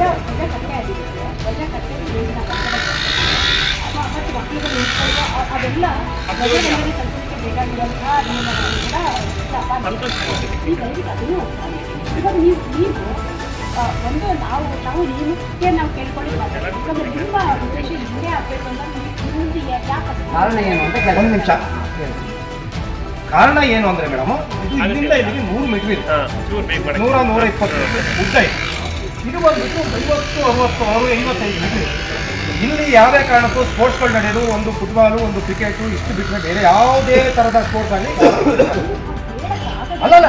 ಕ್ರೀಡಾಪಟುಗಳಿಗೆ ಇದು ಬೇಕು ಅಂತ ನೀವು ಹೇಳ್ತಾ ಇದ್ದೀರಿ. ಇದು ನಾವು ಮುಖ್ಯವಾಗಿ ಇಟ್ಕೊಳ್ಬೇಕು. ಯಾವುದೇ ಫೀಲ್ಡ್ನ ನಾವು ಮಾಡಬೇಕು, ತಾಲೂಕು ಕ್ರೀಡಾಂಗಣದ್ದು ಮಾಡಿರ್ತಾರೆ, ಅಥ್ಲೆಟಿಕ್ಸ್ಗಳದ್ದು main 200 metre track 200 metre track ಅಲ್ಲಿ ಗೇಟ್ವರೆಗೆ ಹೋಗ್ಲಿಕ್ಕೆ ಆಗ್ತದೆ. ಅದಕ್ಕೆ ಜಾಗ ಬೇಕು, ಇಲ್ಲಿಂದ ಅಲ್ಲಿವರೆಗೆ ಜಾಗ ಬೇಕು. ಇಲ್ಲಿಗಾದರೆ ಕರೆಕ್ಟಾಗಿ ಕೂತ್ಕೊಳ್ಳದೆ ಇವಾಗ ಹಾಕ್ತಾ ಇದ್ದಾರೆ, ಮಾಡ್ತಾ ಇದ್ದಾರೆ. ಮತ್ತು ಬೇರೆ ಕಡೆಗಾದ್ರೆ ಅದು ಸಮಸ್ಯೆ. ಅವೆಲ್ಲ ಇರೋದ್ರಿಂದ ನಾನು ಕೇಳ್ಕೊಳ್ತಾ ಇರೋದು ಅಷ್ಟೇ. ಅವರನ್ನು ಕೇಳ್ಕೊಂಡಿದ್ದೀನಿ. ಅವರು ಮೇಡಮ್, ಈಗ ಇವರು ನೀವೇನು ಈಗ ಹೋರಾಟ ಮಾಡ್ತಿದ್ದಾರೆ, ಅವ್ರು ಹೇಳ್ತೀರಾ ಈಗ ನಿಮ್ಮ ಹಿರಿಯ ಅಧಿಕಾರಿಯಿಂದ ಪರ್ಮಿಷನ್ ತರ್ತೀವಿ ಅಂತ ತಂದ್ರೆ ನೀವು ಮಾಡಕ್ ಬಿಡ್ತೀರಾ ಅಂತ. ಅದು ಹಿರಿಯ ಅಧಿಕಾರಿಗಳು ಏನ್ ಬೇಕಾದ್ರೆ ಕೇಳಕ್ ನಮ್ಮ ಕರ್ತವ್ಯ ಅಲ್ವಾ? ಮೇಡಮ್, ಅವ್ರ ಡಿಮ್ಯಾಂಡ್ ಟ್ರ್ಯಾಕ್ ಚೇಂಜ್ ಮಾಡೋದು ಮಾಡಿ ಅಂತ ಹೇಳ್ತಿಲ್ಲ. ಮಂಡ್ಯದಲ್ಲಿ ಮೈಕ್ರೋ ಫೈನಾನ್ಸ್ ವಿರುದ್ಧ ಪ್ರೊಟೆಸ್ಟ್. ಮಂಡ್ಯದ DC ಕಚೇರಿ ಬಳಿ ನಡೆದ ಪ್ರತಿಭಟನೆ. ಮಂಡ್ಯದಲ್ಲಿ ಮೈಕ್ರೋ ಫೈನಾನ್ಸ್ ವಿರುದ್ಧ ಪ್ರೊಟೆಸ್ಟ್. ಮಂಡ್ಯದ ಡಿಸಿ ಕಚೇರಿ ಬಳಿ ನಡೆದ ಪ್ರತಿಭಟನೆ. ಕರ್ನಾಟಕ ಪ್ರಾಂತ್ಯ ಕೃಷಿ ಕೂಲಿಕಾರರ ಸಂಘದಿಂದ ಪ್ರತಿಭಟನೆ. ಮೈಕ್ರೋ ಫೈನಾನ್ಸ್ ಕಂಪನಿಗಳ ವಿರುದ್ಧ ಘೋಷಣೆ ಕೂಗಿ ಆಕ್ರೋಶ. ಪ್ರಾಂತ್ಯ ಕೃಷಿ ಕೂಲಿಕಾರರ ಸಂಘದ ರಾಜ್ಯಾಧ್ಯಕ್ಷ ಎಂ ಪುಟ್ಟಮಾದು ನೇತೃತ್ವದಲ್ಲಿ ಪ್ರತಿಭಟನೆ. ಧರ್ಮಸ್ಥಳ ಸಂಘ ಹಾಗೂ ಮೈಕ್ರೋ ಫೈನಾನ್ಸ್ ಹಾವಳಿ ತಪ್ಪಿಸುವಂತೆ ಆಗ್ರಹ. ಆರ್ಬಿಐ ನಿರ್ದೇಶನದಂತೆ ರಾಷ್ಟ್ರೀಕೃತ ಬ್ಯಾಂಕ್ಗಳಲ್ಲಿ ಕೂಲಿಕಾರರಿಗೆ ಸಾಲ ನೀಡಲು ಒತ್ತಾಯ. ನಿರಂತರವಾಗಿ ಬಡವರ ಮೇಲೆ ಮೈಕ್ರೋ ಫೈನಾನ್ಸ್ ಕಿರುಕುಳ ಕೊಡುತ್ತಿದೆ. ಬಡ ಜನರು ಸಂಕಷ್ಟಕ್ಕೆ ಸಿಲುಕಿ ಊರು ಬಿಟ್ಟಿದ್ದಾರೆ. ಆತ್ಮಹತ್ಯೆ ಮಾಡಿಕೊಂಡ ಕುಟುಂಬಗಳಿಗೆ ಪರಿಹಾರ ನೀಡಲು ಆಗ್ರಹ. ತಕ್ಷಣವೇ ಈ ಸಮಸ್ಯೆಗಳನ್ನು ಪರಿಹರಿಸಲು ಜಿಲ್ಲಾಧಿಕಾರಿ ಮುಂದಾಗುವಂತೆ ಒತ್ತಾಯ. ಕಿರುಕುಳ ಕೊಟ್ಟ ಮೈಕ್ರೋ ಫೈನಾನ್ಸ್ ವಿರುದ್ಧ ಕ್ರಮಕ್ಕೆ ಆಗ್ರಹ. ಪ್ರತಿಭಟನೆಯಲ್ಲಿ ಬಿ ಹನುಮೇಶ್, ಶಿವಮಲ್ಲಯ್ಯ, ಅರುಣ್ ಕುಮಾರ್, ರಾಜು ಸೇರಿದಂತೆ ಹಲವರು ಭಾಗಿ. ಗಿರೀಶ್, ಎನ್ಕೆಎಸ್ ಟಿವಿ4 ನ್ಯೂಸ್, ಮಂಡ್ಯ. ಮೈಕ್ರೋ ಫೈನಾನ್ಸ್ ಕಂಪನಿಗಳಿಗೆ ಹೇಳಿ ಧಿಕ್ಕಾರ. ಪ್ರಾಣ ಕಳ್ಕೊಳ್ಳೋ ಕುಟುಂಬಗಳಿಗೆ 25 ಲಕ್ಷ ರು ಪರಿಹಾರ ನೀಡಲೇಬೇಕು. ನಾವು ಬಿಡುವುದಿಲ್ಲ. 25 ಲಕ್ಷ ರು ಪರಿಹಾರ ಎಲ್ಲ ಬಡವರಿಗೂ ಸಾಲ ಸಿಗಲೇಬೇಕು. ಆರ್ಬಿಐ ನಿರ್ದೇಶನದಂತೆ ಎಲ್ಲ ಬಡವರಿಗೂ ಸಾಲ ಸಿಗಲೇಬೇಕು. ಎಲ್ಲ ಬಡವರಿಗೂ ಸಾಲ ಸಿಗಲೇಬೇಕು. ಸಂಘಗಳೆಲ್ಲ ಸೇರಿ ವಾರಕ್ಕೆ ತಂದುಕೊಡುವ ಮೂಲಕ ಕೂಲಿಕಾರನ್ನ, ಬಡವರನ್ನ, ಅದಲ್ಲದೆ ಇತ್ತೀಚಿನ ದಿನಗಳಲ್ಲಿ ಆತ್ಮಹತ್ಯೆಗಳು, ಕೂಲಿಕಾರರ ಆತ್ಮಹತ್ಯೆಗಳು ಮಂಡ್ಯ ಜಿಲ್ಲೆಯಲ್ಲೇ ಹೆಚ್ಚಾಗ್ತಿದ್ದಾವೆ. ಅದಕ್ಕೆ ಯಾವುದೇ ಪರಿಹಾರ ಇನ್ನೂ ಕೂಡ ಸಿಗಲಿಲ್ಲ. ಆ ಕಾರಣದಿಂದ ಕರ್ನಾಟಕ ಪ್ರಾಂತ ಕೃಷಿ ಕೂಲಿಕಾರ ಸಂಘದ ವತಿಯಿಂದ ಇವತ್ತೇನು ಮೈಕ್ರೋ ಫೈನಾನ್ಸ್ ಹಾವಳಿಯಿಂದ ಸಾಕಷ್ಟು ಜನ ಆತ್ಮಹತ್ಯೆ ಮಾಡಿಕೊಂಡಿದ್ದಾರೆ. ಕ್ಯಾರ್ಪೇಟೆ ತಾಲೂಕಿನ ಒಬ್ರು, ಮಳವಳ್ಳಿ ತಾಲೂಕಿನ ಒಬ್ರು, ಇಡೀ ರಾಜ್ಯದಲ್ಲಿ 16 ಜನ ಇವತ್ತು ಆತ್ಮಹತ್ಯೆ ಮಾಡ್ಲಿಕ್ಕೆ ಹೊರಟಿದ್ದಾರೆ. ಅದಕ್ಕೆ ಕಾರಣ ಧರ್ಮಸ್ಥಳ ಕಂಪನಿ, ಅದರ ಜೊತೆಗೆ ಮೈಕ್ರೋ ಫೈನಾನ್ಸ್ ಕಂಪನಿಗಳು ಹೇಳದೆ ಕೇಳದೆ ಏಕಾಏಕಿ ಹಣವನ್ನ ಸಾಲದ ರೂಪದಲ್ಲಿ ಕೊಟ್ಟು 36%, 46%, 50% ವರೆಗೂ ಪ್ರತಿ ವಾರ ವಸೂಲಿ ಮಾಡುವಂತ ಕಾರಣದಿಂದ ಸಾಲ ಕಟ್ಲಿಕ್ಕಾಗ್ಲಾರದಂತ ಪರಿಸ್ಥಿತಿಯಿಂದ ಸಾವು ಒಂದು ಕಡೆ ಆಗಿದೆ. ಹಳ್ಳಿಯನ್ನ ತೊರೆದಿದ್ದಾರೆ, ಮನೆ ಬಿಟ್ಟು ಮಕ್ಕಳನ್ನ ಹೊರಗಡೆ ಕರ್ಕೊಂಡು ಹೋಗ್ಬಿಟ್ಟಿದ್ದಾರೆ. ಆ ಕಾರಣದಿಂದ ಅದನ್ನ ಖಂಡಿಸಿ ನಾವು ಆ ಸತ್ತೋಗಿರುವಂತ ಕುಟುಂಬಗಳಿಗೆ 25 ಲಕ್ಷ ರೂಪಾಯಿಯನ್ನ ಪರಿಹಾರ ಕೊಡಬೇಕು. ಇಡೀ ಜಿಲ್ಲಾಡಳಿತ ತಕ್ಷಣದಲ್ಲಿ ಮನೆ ಬಿಟ್ಟು ಹೋಗಿರುವಂತವ್ರನ್ನ ಕರ್ಕೊ ಬಂದು ಆ ಮಕ್ಕಳಿಗೆ ಎಜುಕೇಶನ್ ಕೊಟ್ಟು ಅವರಿಗೆ ಸಾಂತ್ವನ ಹೇಳಿ ಅವರ ಸಾಲವನ್ನ ಮನ್ನಾ ಮಾಡಬೇಕು. ಇಡೀ ಮೈಕ್ರೋ ಫೈನಾನ್ಸ್ ಮತ್ತೆ ಖಾಸಗಿ ಕಂಪನಿಗಳು ಏನು ಸಾಲ ಕೊಡ್ತಾ ಇದ್ದಾರೋ ಅದರ ಮೇಲೆ ಜಿಲ್ಲಾಡಳಿತ ನಿಯಂತ್ರಣವನ್ನ ಸಾಧಿಸಬೇಕು. ಲೈಸೆನ್ಸ್ ಇಲ್ಲದೆ ಇರೋರಿಗೆ ಲೈಸೆನ್ಸ್ ಅನ್ನ ರದ್ದು ಮಾಡಬೇಕು. ಅದರ ಜೊತೆಗೆ ನಬಾರ್ಡ್ ಮತ್ತು ರಾಷ್ಟ್ರೀಕೃತ ಬ್ಯಾಂಕ್ಗಳ ಮೂಲಕ 5 ಲಕ್ಷದವರೆಗೆ ಭದ್ರತಾ ರಹಿತ ಸಾಲ, ಬಡ್ಡಿ ರಹಿತ ಸಾಲವನ್ನ ಕೊಡ್ಲಿಕ್ಕಾದ್ರೆ ಈ ಹಾವಳಿಯನ್ನ ತಪ್ಪಿಸ್ಲಿಕ್ಕೆ ಆಗತ್ತೆ. ಮೈಕ್ರೋ ಫೈನಾನ್ಸ್ ಕಂಪನಿಗಳ ಮೂಲಕ ಸಾಲ ಕೊಡಿಸೋದು ಅತ್ಯಂತ ಖಂಡನೀಯವಾದದ್ದು. ಇದನ್ನು ವಾಪಸ್ ತಕೊಳ್ಳಿಕ್ಕೆ ಆಗಬೇಕು. ಆರ್ಬಿಐನವರು ನಿಯಂತ್ರಣವನ್ನ ಇಟ್ಟು RBI ನಿಯಮಾವಳಿಗಳನ್ನ ಎಲ್ಲ ಕಚೇರಿಗಳ ಮುಂದೆ ಪ್ರಕಟಣೆ ಮಾಡಬೇಕು. ಏನೇನು ಸಾಲ ಕೊಡ್ಲಿಕ್ಕೆ ನಿಯಮಗಳಿದಾವು ಅನ್ನುವಂಥದ್ದನ್ನ ಅವರು ಇಡೀ ಜಿಲ್ಲೆ ಒಳಗಡೆ ಎಲ್ಲ ಅಧಿಕಾರಿಗಳ ಕಚೇರಿ ಮುಂದೆ ಪ್ರಕಟಣೆ ಮಾಡಬೇಕು. ಅದರ ಮೂಲಕ ಮೈಕ್ರೋ ಫೈನಾನ್ಸ್ ಹಾವಳಿಯನ್ನ ನಿಯಂತ್ರಣ ಮಾಡಬೇಕು ಅಂತ ಹೇಳಿ ನಾವಿವತ್ತು ಈ ಹೋರಾಟವನ್ನ ನಾವು ಮಾಡ್ತಾ ಇದ್ದೀವಿ. ತಕ್ಷಣದಲ್ಲಿ ಒಂದು ಸಭೆ ಕರೆದು ಮುಂದೆ ಆಗುವಂತ ಘಟನೆಯನ್ನ ತಪ್ಪಿಸಬೇಕು ಅನ್ನುವಂತ ಒತ್ತಾಯದ ಮೇಲೆ ಈ ಕರ್ನಾಟಕ ಪ್ರಾಂತ ಕೃಷಿ ಕೂಲಿಕಾರ ಸಂಘದ ಮೂಲಕ ನಮ್ಮ ಈ ಹೋರಾಟವನ್ನ ಮಾಡ್ತಾ ಇದ್ದೀವಿ. ಮಂಡ್ಯದಲ್ಲಿ ನೇಣು ಬಿಗಿದುಕೊಂಡು ರಾಜ್ಯ ಸರ್ಕಾರದ ವಿರುದ್ಧ ಅಣುಕು ಪ್ರದರ್ಶನ ಜರುಗಿತು. ಮೈಕ್ರೋ ಫೈನಾನ್ಸ್ ವಿರುದ್ಧ ಪ್ರೊಟೆಸ್ಟ್. ನೇಣು ಬಿಗಿದುಕೊಂಡು ರಾಜ್ಯ ಸರ್ಕಾರದ ವಿರುದ್ಧ ಅಣುಕು ಪ್ರದರ್ಶನ. ಮಂಡ್ಯದಲ್ಲಿ ತೀವ್ರಗೊಂಡ ಮೈಕ್ರೋ ಫೈನಾನ್ಸ್ ವಿರುದ್ಧ ಪ್ರೊಟೆಸ್ಟ್. ಕರ್ನಾಟಕ ರಾಜ್ಯ ರೈತ ಸಂಘದಿಂದ ಬೃಹತ್ ಪ್ರತಿಭಟನೆ. ಟ್ರ್ಯಾಕ್ಟರ್ನಲ್ಲಿ ನೇಣು ಕುಣಿಕೆ ಬಿಗಿದುಕೊಂಡು ರೈತರ ಅಣುಕು ಪ್ರದರ್ಶನದ ಮೆರವಣಿಗೆ. ಪಚ್ಚೆ ನಂಜುಂಡ ಸ್ವಾಮಿ ನೇತೃತ್ವದಲ್ಲಿ ಪ್ರತಿಭಟನೆ. ಮಂಡ್ಯದ ವಿಶ್ವೇಶ್ವರಯ್ಯ ಪ್ರತಿಮೆಯಿಂದ ಡಿಸಿ ಕಚೇರಿವರೆಗೂ ಬೃಹತ್ ಮೆರವಣಿಗೆ. ರಾಜ್ಯ ಸರ್ಕಾರದ ವಿರುದ್ಧ ಘೋಷಣೆ ಕೂಗಿ ಆಕ್ರೋಶ. ನೇಣು ಕುಣಿಕೆ ಬಿಗಿದುಕೊಂಡು ಬಾಯಿ ಬಡಿದುಕೊಂಡು ರೈತರ ಆಕ್ರೋಶ. ಮೈಕ್ರೋ ಫೈನಾನ್ಸ್ ಕಿರುಕುಳಕ್ಕೆ ಸಾವನ್ನಪ್ಪಿದ ಮಳವಳ್ಳಿಯ ಕೊನ್ನಾಪುರದ ಪ್ರೇಮ ಕುಟುಂಬಕ್ಕೆ ಪರಿಹಾರಕ್ಕೆ ಆಗ್ರಹ ಪ್ರತಿಭಟನಾ ಮೆರವಣಿಗೆಯಲ್ಲಿ ರೈತ ಮುಖಂಡರಾದ ಇಂಡವಾಳು ಚಂದ್ರಶೇಖರ್, ಅಣ್ಣೂರು ಮಹೇಂದ್ರ, ಶಿವಳ್ಳಿ ಚಂದ್ರಶೇಖರ್ ಸೇರಿ ಮತ್ತಿತರರು ಭಾಗಿ. Girish, NKS TV4 news, Mandya.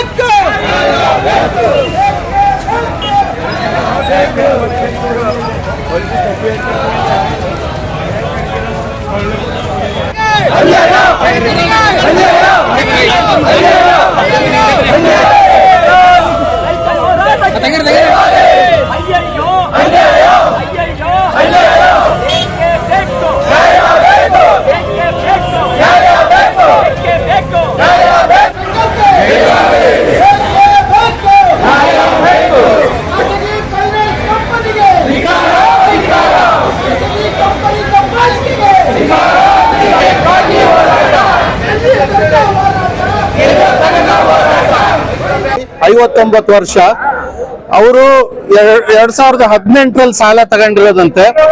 ಈಗೊಂದು 3 ತಿಂಗಳವರೆಗೂ ಪಾಪ ಕಟ್ಟಿದ್ದಾರೆ ಉಜ್ಜೀವನ್ ಫೈನಾನ್ಸ್ ಅಂತ. ಅವ್ರು 3 ತಿಂಗಳು ಯಾಕೆ ಕಟ್ಟಕ್ಕಾಗಿಲ್ಲ ಅಂದ್ರೆ ಅವ್ರ ಮಗ ಪೇಂಟರು, ಅವನಿಗೆ ಗ್ಯಾಂಗ್ರೀನ್ ಆಗಿದ್ರಿಂದ ಆಕ್ಸಿಡೆಂಟ್ ಆಗಿ ಕಟ್ಟಕ್ಕಾಗಿಲ್ಲ, ಟ್ರೀಟ್ಮೆಂಟ್ ದುಡ್ಡಿರೋದ್ರಿಂದ. ಅಲ್ಲಿ ಆ ಮಹಿಳೆಗೆ ಕಿರುಕುಳ ಕೊಟ್ಟಿದ್ದಾರೆ, ಕೆಟ್ಟ ಮಾತುಗಳನ್ನ ಬೈದಿರೋದ್ರಿಂದ ಆಕೆ ವಿಷ ತಗೊಂಡಿದೆ. ಇನ್ನೊಂದು ಕೇಸ್ ಇವಾಗ ಬೆಳಕಿಗೆ ಬಂತು. ನಾವಲ್ಲಿ SP ಅವ್ರಿಗೆ ಹೇಳಿದ್ವಿ, ಈ ಉಜ್ಜೀವನ್ ಫೈನಾನ್ಸ್ ನ ಕಿರುಕುಳ ಕೊಟ್ಟಂತ ಅಧಿಕಾರಿ ಚನ್ನಪಟ್ಟಣ ಅವರನ್ನ ಅಕ್ಯೂಸ್ಡ್ ಅಂತ ಮಾಡಿ, ಅರೆಸ್ಟ್ ಅಂತ ಮಾಡಿ, ಬಂಧನ ಮಾಡಿ ಅಂತ. ಮುಖ್ಯಮಂತ್ರಿಗಳ ಆದೇಶದ ಮೇರೆಗೆ ಮುಖ್ಯಮಂತ್ರಿಗಳು ಮೊನ್ನೆ ಮೈಕ್ರೋ ಫೈನಾನ್ಸ್ ಕಿರುಕುಳ ಕೊಡ್ತಿರೋರನ್ನ ಬಂಧಿಸಬೇಕು, ಕ್ರಿಮಿನಲ್ ಮೊಕದ್ದಮೆ ದಾಖಲೆ ಮಾಡಬೇಕು ಅಂತ ಹೇಳಿದ್ರು ಕೂಡ ಈ ಒಂದು ಕೆಲಸ ಆಗಿದೆ. ಆ ಕಾರಣ ನಾವಿಲ್ಲಿ DC ಅವ್ರ ಮುಂದೆ ಬಂದಿದ್ದೀವಿ. ಅವ್ರಿಗೆ ಹೇಳಿದ್ವಿ, ಉಜ್ಜೀವನ್ ಫೈನಾನ್ಸ್ ನ ಲೈಸೆನ್ಸ್ ರದ್ದು ಮಾಡಬೇಕು, ಆಮೇಲೆ ಆ ಒಂದು ಅಧಿಕಾರಿಯನ್ನ ಬಂಧನ ಮಾಡಬೇಕು, ಆಮೇಲೆ ಉಜ್ಜೀವನ್ ಫೈನಾನ್ಸ್ ಕಡೆಯಿಂದಾನೇ ಈ ಒಂದು ಮಹಿಳೆ ಮತ್ತು ಈಗ ತೀರ್ಕೊಂಡಿರೋರಿಗೆ 50 ಲಕ್ಷ ರೂಪಾಯಿ ಪರಿಹಾರ ಕೊಡಬೇಕು. ಸರ್ಕಾರದಿಂದ ಕೂಡ ಏನ್ ರೆಗ್ಯುಲರ್ ಆಗಿ ಆತ್ಮಹತ್ಯೆ ಮಾಡ್ಕೊಂಡಿರೋಂಥ ರೈತರಿಗೆ 5 ಲಕ್ಷ ಕೊಡ್ತಿದ್ದಾರೆ, ಆ ಪರಿಹಾರ ಕೊಡಬೇಕು ಅಂತ.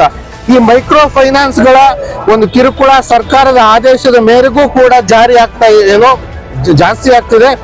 ನಾವು ಪ್ರೊಫೆಸರ್ ನಂಜುಂಡಸ್ವಾಮಿ ಅವರ ಮಾದರಿಯಲ್ಲಿ ಅಹಿಂಸಾತ್ಮಕವಾಗಿ ಗಾಂಧಿ ಮಾರ್ಗದಲ್ಲಿ ಮೈಕ್ರೋ ಕಿರುಕುಳ ಕೊಡ್ತಿರುವಂತ ಮೈಕ್ರೋ ಫೈನಾನ್ಸ್ ಗಳ ಧ್ವಂಸ ಮಾಡಬೇಕು ಅಂತ ಕರ್ನಾಟಕದಾದ್ಯಂತ ಕರೆ ಕೊಡ್ತಾ ಇದೀವಿ.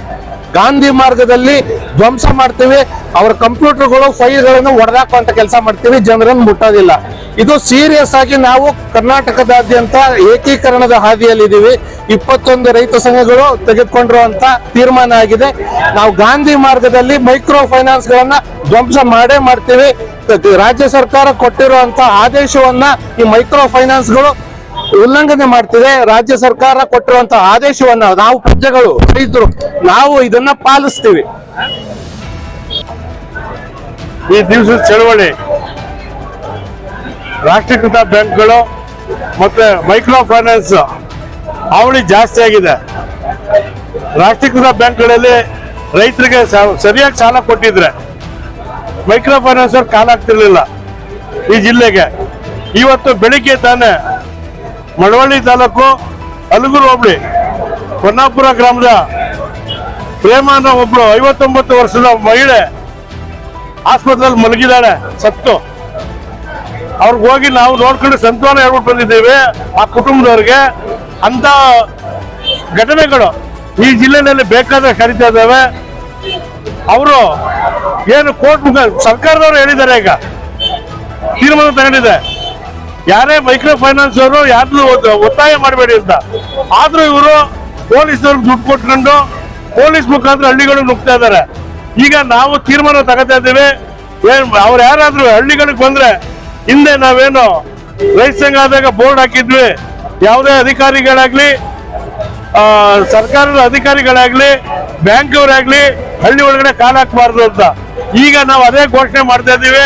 ಯಾರೇ ಬಂದ್ರು ಫೈನಾನ್ಸ್ ಅವರು ಅವ್ನು ಯಾವ ರೌಡಿ ಕರ್ಕೊಂಬರ್ತಾನೋ ಕರ್ಕೊಂಬರ್ಲಿ, ನಾವು ಊರಲ್ಲಿ ಕಟ್ಟಾಕ್ತಿವಿ.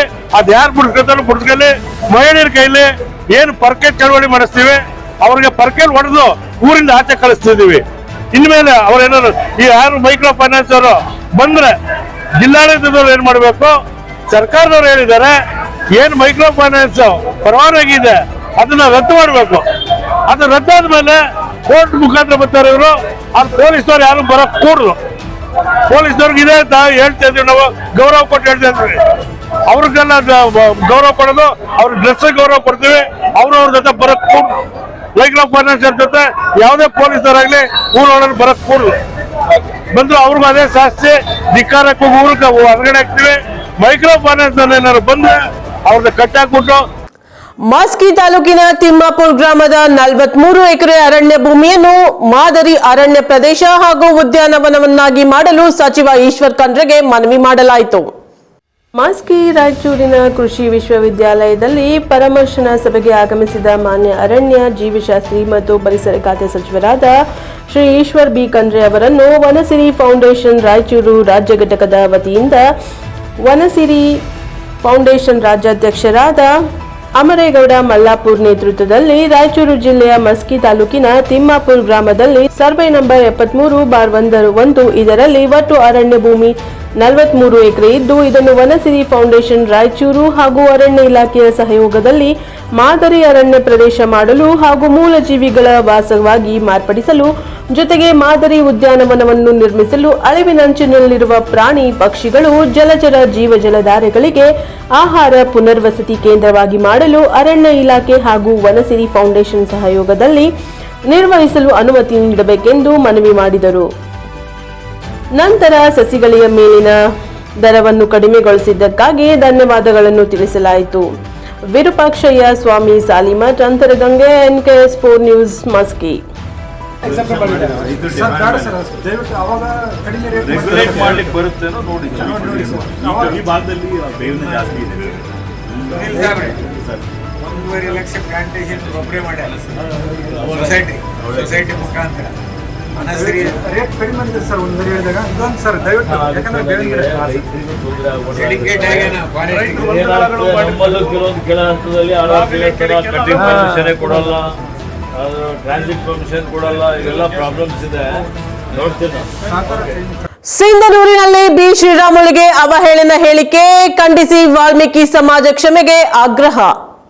ಮಸ್ಕಿ ರಾಯಚೂರಿನ ಕೃಷಿ ವಿಶ್ವವಿದ್ಯಾಲಯದಲ್ಲಿ ಪರಾಮರ್ಶನಾ ಸಭೆಗೆ ಆಗಮಿಸಿದ ಮಾನ್ಯ ಅರಣ್ಯ ಜೀವಿಶಾಸ್ತ್ರಿ ಮತ್ತು ಪರಿಸರ ಖಾತೆ ಸಚಿವರಾದ ಶ್ರೀ ಈಶ್ವರ್ ಬಿ ಖಂಡ್ರೆ ಅವರನ್ನು ವನಸಿರಿ ಫೌಂಡೇಶನ್ ರಾಯಚೂರು ರಾಜ್ಯ ಘಟಕದ ವತಿಯಿಂದ ವನಸಿರಿ ಫೌಂಡೇಶನ್ ರಾಜ್ಯಾಧ್ಯಕ್ಷರಾದ ಅಮರೇಗೌಡ ಮಲ್ಲಾಪುರ್ ನೇತೃತ್ವದಲ್ಲಿ ರಾಯಚೂರು ಜಿಲ್ಲೆಯ ಮಸ್ಕಿ ತಾಲೂಕಿನ ತಿಮ್ಮಾಪುರ ಗ್ರಾಮದಲ್ಲಿ ಸರ್ವೆ ನಂಬರ್ 73/1 ಇದರಲ್ಲಿ ಒಟ್ಟು ಅರಣ್ಯ ಭೂಮಿ 43 ಎಕರೆ ಇದ್ದು ಇದನ್ನು ವನಸಿರಿ ಫೌಂಡೇಶನ್ ರಾಯಚೂರು ಹಾಗೂ ಅರಣ್ಯ ಇಲಾಖೆಯ ಸಹಯೋಗದಲ್ಲಿ ಮಾದರಿ ಅರಣ್ಯ ಪ್ರದೇಶ ಮಾಡಲು ಹಾಗೂ ಮೂಲ ಜೀವಿಗಳ ವಾಸವಾಗಿ ಮಾರ್ಪಡಿಸಲು ಜೊತೆಗೆ ಮಾದರಿ ಉದ್ಯಾನವನವನ್ನು ನಿರ್ಮಿಸಲು ಅಳಿವಿನಂಚಿನಲ್ಲಿರುವ ಪ್ರಾಣಿ ಪಕ್ಷಿಗಳು ಜಲಚರ ಜೀವಜಲಧಾರೆಗಳಿಗೆ ಆಹಾರ ಪುನರ್ವಸತಿ ಕೇಂದ್ರವಾಗಿ ಮಾಡಲು ಅರಣ್ಯ ಇಲಾಖೆ ಹಾಗೂ ವನಸಿರಿ ಫೌಂಡೇಶನ್ ಸಹಯೋಗದಲ್ಲಿ ನಿರ್ವಹಿಸಲು ಅನುಮತಿ ನೀಡಬೇಕೆಂದು ಮನವಿ ಮಾಡಿದರು.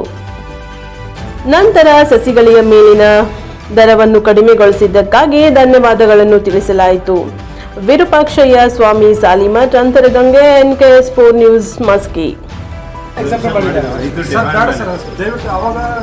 ರೆಗ್ಯುಲೇಟ್ ಮಾಡ್ಲಿಕ್ಕೆ ಬರುತ್ತೇನೋ ನೋಡಿ. ಈ ಭಾಗದಲ್ಲಿ ಬೇವಿನ ಜಾಸ್ತಿ ಇದೆ. 1.5 ಲಕ್ಷ ಪ್ಲಾಂಟೇಶನ್ ಒಬ್ಬರೇ ಮಾಡ್ಯಾರ ಸೊಸೈಟಿ ಮುಖಾಂತರ. ರೇಟ್ ಕಡಿಮೆ ಬಂದಿದೆ ಸರ್. ಒಂದು ಹೇಳಿದಾಗ ಇದೊಂದು ಸರ್ ದಯವಿಟ್ಟು, ಯಾಕಂದ್ರೆ ಬೇವಿನ ಡೆಲಿಕೇಟ್ ಕೆಲ ಹಂತದಲ್ಲಿ ಪರ್ಮಿಷನ್ ಕೊಡಲ್ಲ, ಟ್ರಾನ್ಸಿಟ್ ಪರ್ಮಿಷನ್ ಕೊಡಲ್ಲ, ಇವೆಲ್ಲ ಪ್ರಾಬ್ಲಮ್ಸ್ ಇದೆ. ನೋಡ್ತೀನಿ.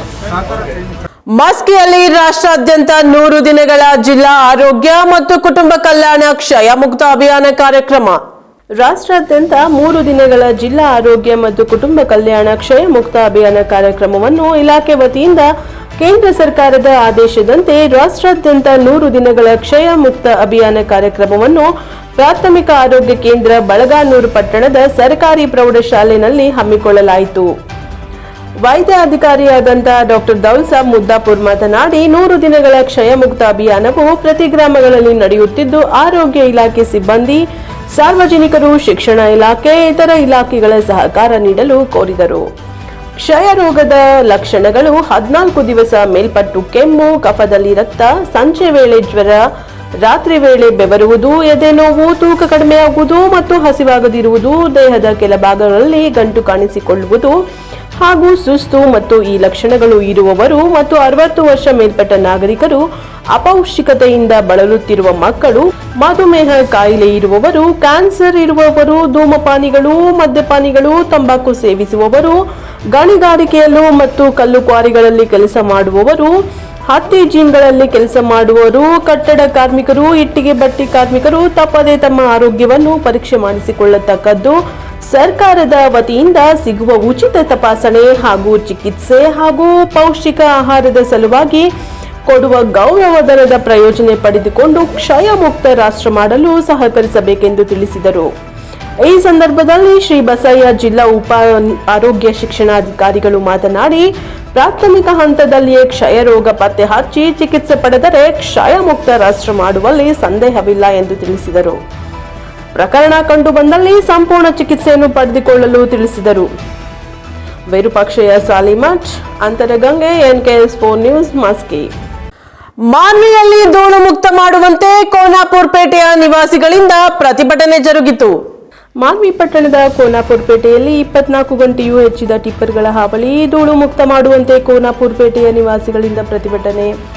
ಹೌದು, ಕೋನಾಪುರ ಪೇಟೆ ಸಾವು ಬದುಕಿನಿಂದ ವಾಸಿಸುತ್ತಿರುವ ನಿವಾಸಿಗಳು ಬೆಳಗ್ಗೆ ಎದ್ದರೆ ಸಾಕು ಲಾರಿ ಟಿಪ್ಪರ್ಗಳ ಹಾವಳಿ ಹೆಚ್ಚಾಗಿದೆ. ಮರಳು, ಕಂಕರ್, ಡಸ್ಟ್ ತುಂಬಿಕೊಂಡು ಬೆಳಗ್ಗೆ ಎದ್ದರೆ ಸಾಕು ಲಾರಿ ಟಿಪ್ಪರ್ಗಳ ಹಾವಳಿ ಹೆಚ್ಚಾಗಿದೆ. ಮರಳು, ಕಂಕರ್, ಡಸ್ಟ್ ತುಂಬಿಕೊಂಡು 24 ತಾಸು ಓಡಾಡುವ ಟಿಪ್ಪರ್ಗಳು.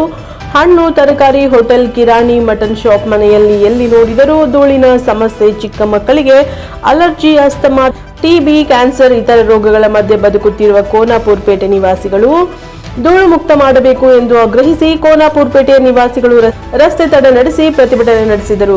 ಮಾನ್ವಿ ಪಟ್ಟಣದ ಕೋನಾಪುರ ಪೇಟೆಯ ಮಾರ್ಗವಾಗಿ ಓವರ್ಲೋಡ್ ಮೂಲಕ ಟಿಪ್ಪರ್ಗಳು ಸಂಚಾರ ಮಾಡಿದರೂ ಸಹ ಮಾನ್ವಿ ಪೊಲೀಸ್ ಇಲಾಖೆ, ರಾಯಚೂರು ಗಣಿ ಇಲಾಖೆ, ಮಾನ್ವಿ ತಹಶೀಲ್ದಾರ್, RTO ಇಲಾಖೆ ಅಧಿಕಾರಿಗಳ ನಿರ್ಲಕ್ಷ್ಯದಿಂದ ಓವರ್ಲೋಡ್ ಮಾಫಿಯಾ ದಂಧೆ ನಡೆಯುತ್ತಿದೆ ಎಂದು ಇದಕ್ಕೆ ಸೂಕ್ತ ಕ್ರಮ ಜರುಗಿಸಬೇಕು ಎಂದು ಮಾನ್ವಿ ತಹಶೀಲ್ದಾರ್ ಅವರಿಗೆ ಮನವಿ ಪತ್ರವನ್ನು ಗ್ರಾಮಸ್ಥರು ಸಲ್ಲಿಸಿದ್ದಾರೆ.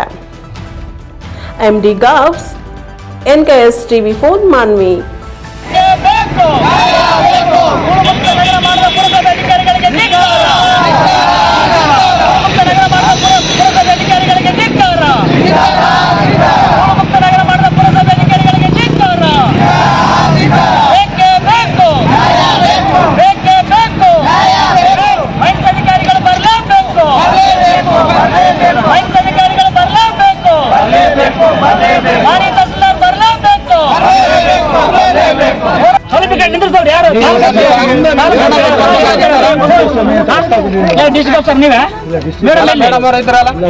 ಮೇಡಮ್ ಬೇಕಲ್ಲ, ಯಾರು ಜವಾಬ್ದಾರಿ ತಗೊಂಡು ಹೋಗ್ತಿದೆ? ಮನೆ ಸಂಘದಿಂದ ಮಾಡ್ತಿದ್ದೆ, ಕೆಲಸ ಮಾಡ್ತಿದ್ದೆ.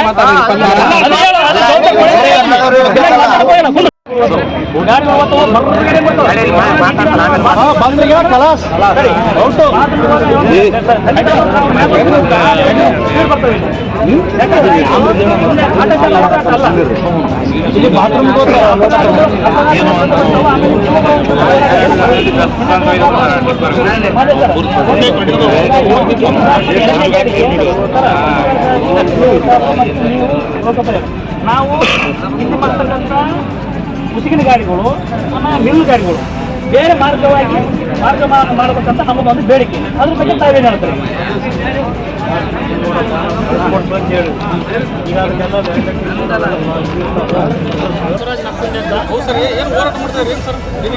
ಇಂದು ಕೋನಾಪುರ ಪೇಟೆಯಲ್ಲಿ ಸುಮಾರು 10 ರಿಂದ 15 ವರ್ಷದ ಇಲ್ಲಿವರೆಗೂ 15 ವರ್ಷದಿಂದ ಇಲ್ಲಿವರೆಗೂ ಇಲ್ಲಿ ಗಣಿ ಮತ್ತು ಭೂವಿಜ್ಞಾನ ಇಲಾಖೆ, ತಾಲೂಕು ಆಡಳಿತ, ಲೋಕೋಪಯೋಗಿ ಇಲಾಖೆ ಸಂಬಂಧಪಟ್ಟ ಇಲಾಖೆಗಳು ಇವತ್ತು ಇಲ್ಲಿ ಯಡಿವಾಳ, ಮದ್ದಾಪುರ ಮಾರ್ಗವಾಗಿ ಚಿಕ್ಕಪರಿ ಮಾರ್ಗವಾಗಿ ಮರಳು ದಂಧೆ ನಡೀತಾ ಇದೆ. ಇಲ್ಲಿ ಮರಳು ಕಾಂಟ್ಯಾಕ್ಟ್ ಆಗಿದೆ, ಗಣಿ ಮತ್ತು ಮರಳು ಕಾಂಟ್ಯಾಕ್ಟ್ ಆಗಿದೆ.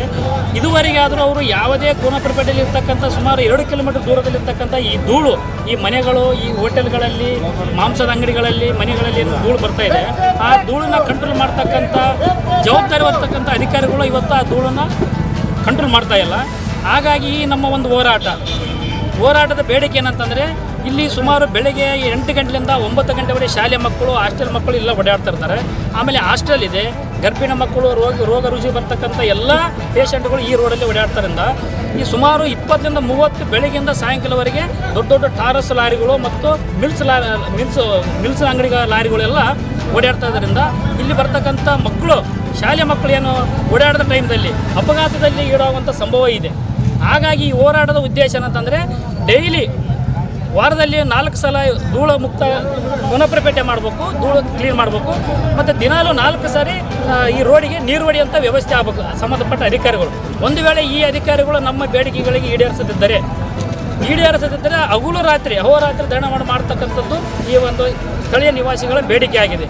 ಹಾಗಾಗಿ ಈ ಅಧಿಕಾರಿಗಳು ಬಂದು ನಮಗೆ ಬೇಡಿಕೆಗಳು ಈಡೇರಿಸುವಂತೇಳಿ ನಮಗೆ ಮಾತು ಕೊಡುವವರೆಗೂ, ಬೇಡಿಕೆಗಳನ್ನು ಈಡೇರಿಸುವವರೆಗೂ ಈ ಹೋರಾಟವನ್ನು ನಾವು ಕದಲೋದಿಲ್ಲ. ಅಲ್ಲ ಸರ್, ಈ ಮಾನವಿಯಲ್ಲಿ ಇಷ್ಟೊಂದು ಧೂಳಿದೆ, ಟಿಪ್ಪರ್ಗಳ ಅಕ್ರಮ ಮರಳು ಮಾಫಿಯಾ, ಅಕ್ರಮ ಖನಿಜ ಸಂಪತ್ತು ಲೂಟಿ ಮಾಡ್ತಾರೆ, ಟಿಪ್ಪರ್ಗಳ ಸಂಚಾರ ಆಗ್ತದೆ ಅಂತ ಹೇಳ್ತಾ ಇದ್ದೀರಲ್ಲ, ಇದು ಯಾರ ದುರಾಡಳಿತದಿಂದ ಈ ರೀತಿ ದಂಧೆ ನಡೀತಾ ಇದೆ ಸರ್? ಇದೆಲ್ಲ ದೂರ ಆಡಳಿತ ಅಂದ್ರೆ ತಾಲೂಕು ಆಡಳಿತ ಮತ್ತು ಗಣಿ ಮತ್ತು ಭೂ ವಿಜ್ಞಾನ ಇಲಾಖೆ ಅಧಿಕಾರಿಗಳೇ ನೇರ ಹೊಣೆಗಾರ.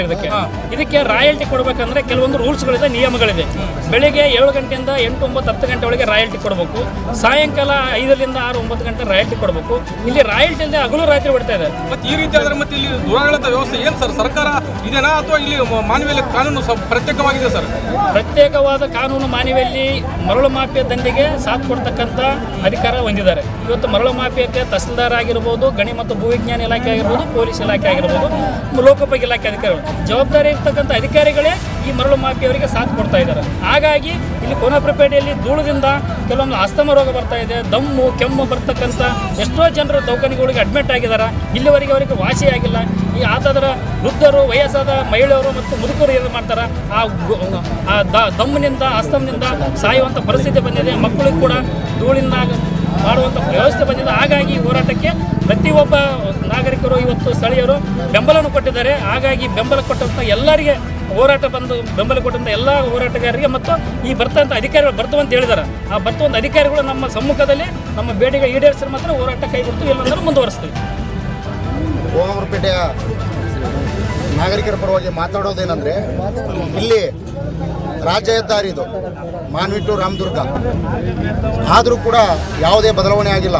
ಇಲ್ಲಿಗೆ ಒಂದು 15-20 ವರ್ಷದಿಂದ ನಮ್ಮ ಸಣ್ಣ ರೋಡ್ ಇತ್ತು, ಅವಾಗೆಲ್ಲ ರೈತರ ಏರಿಯಾ ಇದೆಯಲ್ಲ, ಸಣ್ಣ ರೋಡ್ ಇತ್ತು, ತಡ್ಕೊಂಡಿದ್ವಿ. ಈಗ ಏನು ಮಾಡಿದ್ರು, ಇಡೀ ಟೋಟಲ್ ಇಲ್ಲಿಗಲ್ ಮೈನಿಂಗ್ಸ್ ಎಲ್ಲ ನಮ್ಮ ಭಾಗದಲ್ಲಿಂದನೇ ಹೋಗ್ಬೇಕು.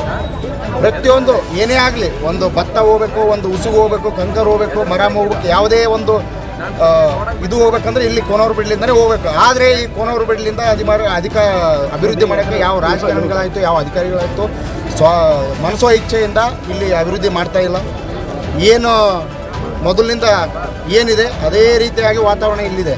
ಆದರೆ ಇಲ್ಲಿರ್ತಕ್ಕಂಥ ಜನರು ಏನಂದರೆ ಆರೋಗ್ಯ ಹದಗೆಟ್ಕೊಂತ ಹೋಗಿದೆ. ಉದಾಹರಣೆ ಹೇಳ್ಬೇಕಂದ್ರೆ, ನಮ್ಮದೇ ಒಂದು ತರಕಾರಿ ಅಂಗಡಿ ಇತ್ತು, ಆ ಧೂಳ ಇದು ನೋಡಿ ಲಾಸ್ಟಿಗೆ ತರಕಾರಿ ಅಂಗಡಿನೇ ತಗೊಂಡೋದ್ವಿ.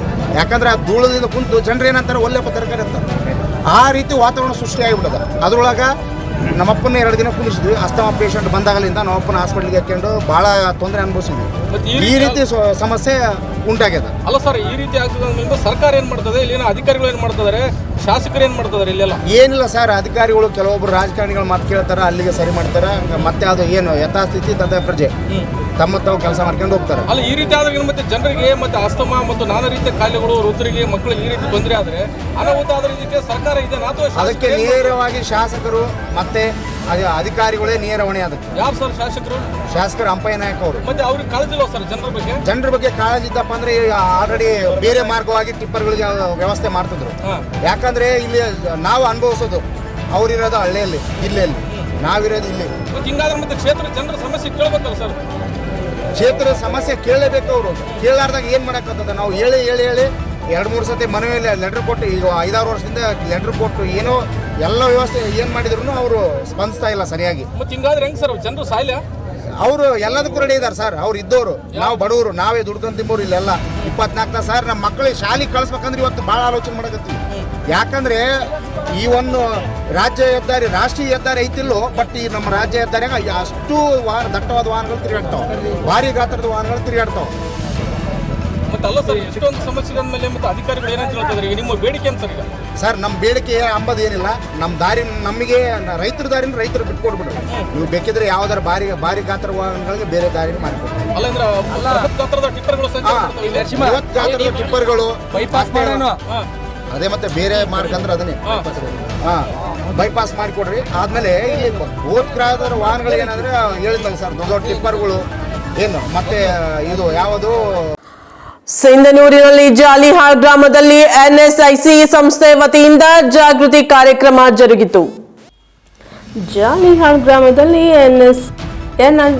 ಎನ್ಎಸ್ಐಸಿ ಸಂಸ್ಥೆಯಿಂದ ಜಾಗೃತಿ ಕಾರ್ಯಕ್ರಮ ಹೌದು. ಸರ್ಕಾರಿ ಹಿರಿಯ ಪ್ರಾಥಮಿಕ ಶಾಲೆ ಜಾಲಿಹಾಳದಲ್ಲಿ ನ್ಯಾಷನಲ್ ಸ್ಟೂಡೆಂಟ್ ಇನ್ನೋವೇಷನ್ ಚಾಲೆಂಜ್ ಆಯೋಜನೆಯಲ್ಲಿ ನೀಡ್ ಬೇಸ್ ಇಂಡಿಯಾ ಕಾರ್ಯಕ್ರಮದ ಅಡಿಯಲ್ಲಿ ಉತ್ತಮ ಆರೋಗ್ಯ ಹಾಗೂ ಯೋಗಕ್ಷೇಮ ಅಂಗವಾಗಿ ಕ್ಷಯ ಮುಕ್ತ ಗ್ರಾಮ ಮಾಡಲು ಜಾಗೃತಿ ಕಾರ್ಯಕ್ರಮವನ್ನು ಹಮ್ಮಿಕೊಳ್ಳಲಾಗಿದ್ದು, ಧೂಮಪಾನ, ವ್ಯಾಯಾಮ ರಹಿತ ಜೀವನದ ಶೈಲಿ, ಅನಾರೋಗ್ಯಕರ ಗಾಳಿ ಸೇವನೆಯಿಂದ ಟಿಬಿ ರೋಗ ಬರುವುದು ಹಾಗೂ ಯಾವ ರೀತಿ ಅದನ್ನು ನಿರ್ಮೂಲನೆ ಮಾಡಬೇಕು ಎನ್ನುವ ಅಂಶಗಳ ಬಗ್ಗೆ ಗ್ರಾಮದ ಪ್ರೌಢಶಾಲೆಯಲ್ಲಿ, ಪದವಿ ಪೂರ್ವ ಕಾಲೇಜಿನಲ್ಲಿ ಹಾಗೂ ಪಂಚಾಯಿತಿಗಳಲ್ಲಿ ವಿದ್ಯಾರ್ಥಿಗಳಿಂದ ಜಾಗೃತಿಯನ್ನು ಕಾರ್ಯಕ್ರಮ ನಡೆಸಲಾಯಿತು. ಅಡುಗೆ ಮನೆಯಲ್ಲಿ ಬಳಸುವ ವಸ್ತುಗಳಿಂದಲೇ ರೋಗ ನಿರೋಧಕ ಶಕ್ತಿ ಯಾವ ರೀತಿ ಹೆಚ್ಚಿಸಬಹುದು ಎಂದು ತಿಳಿಸಿದ್ದರು. ಈ ವೇಳೆ ಡಿ ಮರಿಯಪ್ಪ, ಜೆಡಿಎಸ್ ತಾಲೂಕು ಉಪಾಧ್ಯಕ್ಷ ವೀರೇಶ್ ಪೂಜಾರ್, ದೊಡ್ಡಯ್ಯ ಸ್ವಾಮಿ, ಅಣ್ಣಪ್ಪ, ಮುಖ್ಯಗುರು ವಸುಧಾ ಹಾಗೂ ಕನಕಪ್ಪ ಕುರಿ ಸೇರಿದಂತೆ ಶಿಕ್ಷಕರು ಇದ್ದರು. Venkatesh Nayak, NKS TV4 Sindhanur. ಸೇರುವುದರಿಂದ ನಮ್ಮ ಶ್ವಾಸಕೋಶ ಹೇಗೆ ಆಗುತ್ತದೆ ಎಂದು ಒಂದು ಚಿಕ್ಕ ಪ್ರಯೋಗದ ಮೂಲಕ ತೋರಿಸಿಕೊಡುತ್ತೇವೆ. ನಾವು ಪ್ರಯೋಗಕ್ಕೆ ಬಳಸಿದ ವಸ್ತುಗಳು ಒಂದು ಸಿಗರೇಟ್ ಮತ್ತು ಒಂದು ಬಾಟಲಿ ಕಾಟನ್. ಸಿಗರೇಟಿನ ಬಾಟಲಿಯ ಮುಚ್ಚಳಕ್ಕೆ ಹೋಲ್ ಹಾಕಿ ಅದರಲ್ಲಿ ಸಿಗರೇಟ್ ಇಟ್ಟು ಮತ್ತು ಒತ್ತಿದಾಗ ಹೊಗೆ ಒಳ ಹೋಗುತ್ತದೆ, ಬಿಟ್ಟಾಗ ಹೊಗೆ ಹೊರ ಬರುತ್ತದೆ ಎಂದು ನಮಗೆ ತಿಳಿಯಿತು. ಅದೇ ರೀತಿ ಮನುಷ್ಯನು ಸೇದಿದಾಗ, ಸಿಗರೇಟ್ ಅನ್ನು ಸೇವನೆ ಮಾಡಿದಾಗ ದೇಹದ ಒಳ ಹೋಗುತ್ತದೆ ಹೊಗೆ ಮತ್ತು ಬಿಟ್ಟಾಗ ಹೊಗೆ ಹೊರ ಬರುತ್ತದೆ ಎಂದು ತಿಳಿಯಿತು.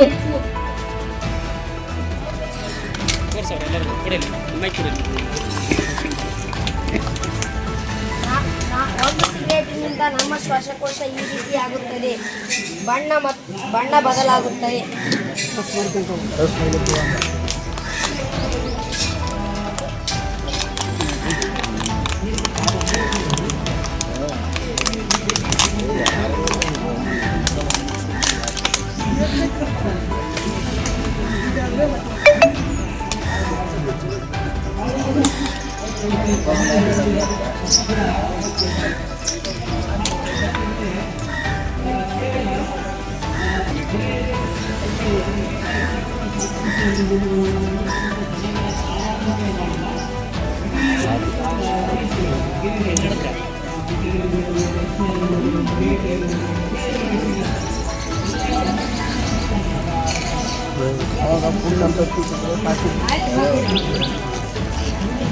ಧೂಮಪಾನ ಮಾಡದವರ ಶ್ವಾಸಕೋಶವು ಈ ರೀತಿ ಇರುತ್ತದೆ ಮತ್ತು ಧೂಮಪಾನ ಮಾಡಿದವರ ಶ್ವಾಸಕೋಶ ಈ ರೀತಿ ಇರುತ್ತದೆ.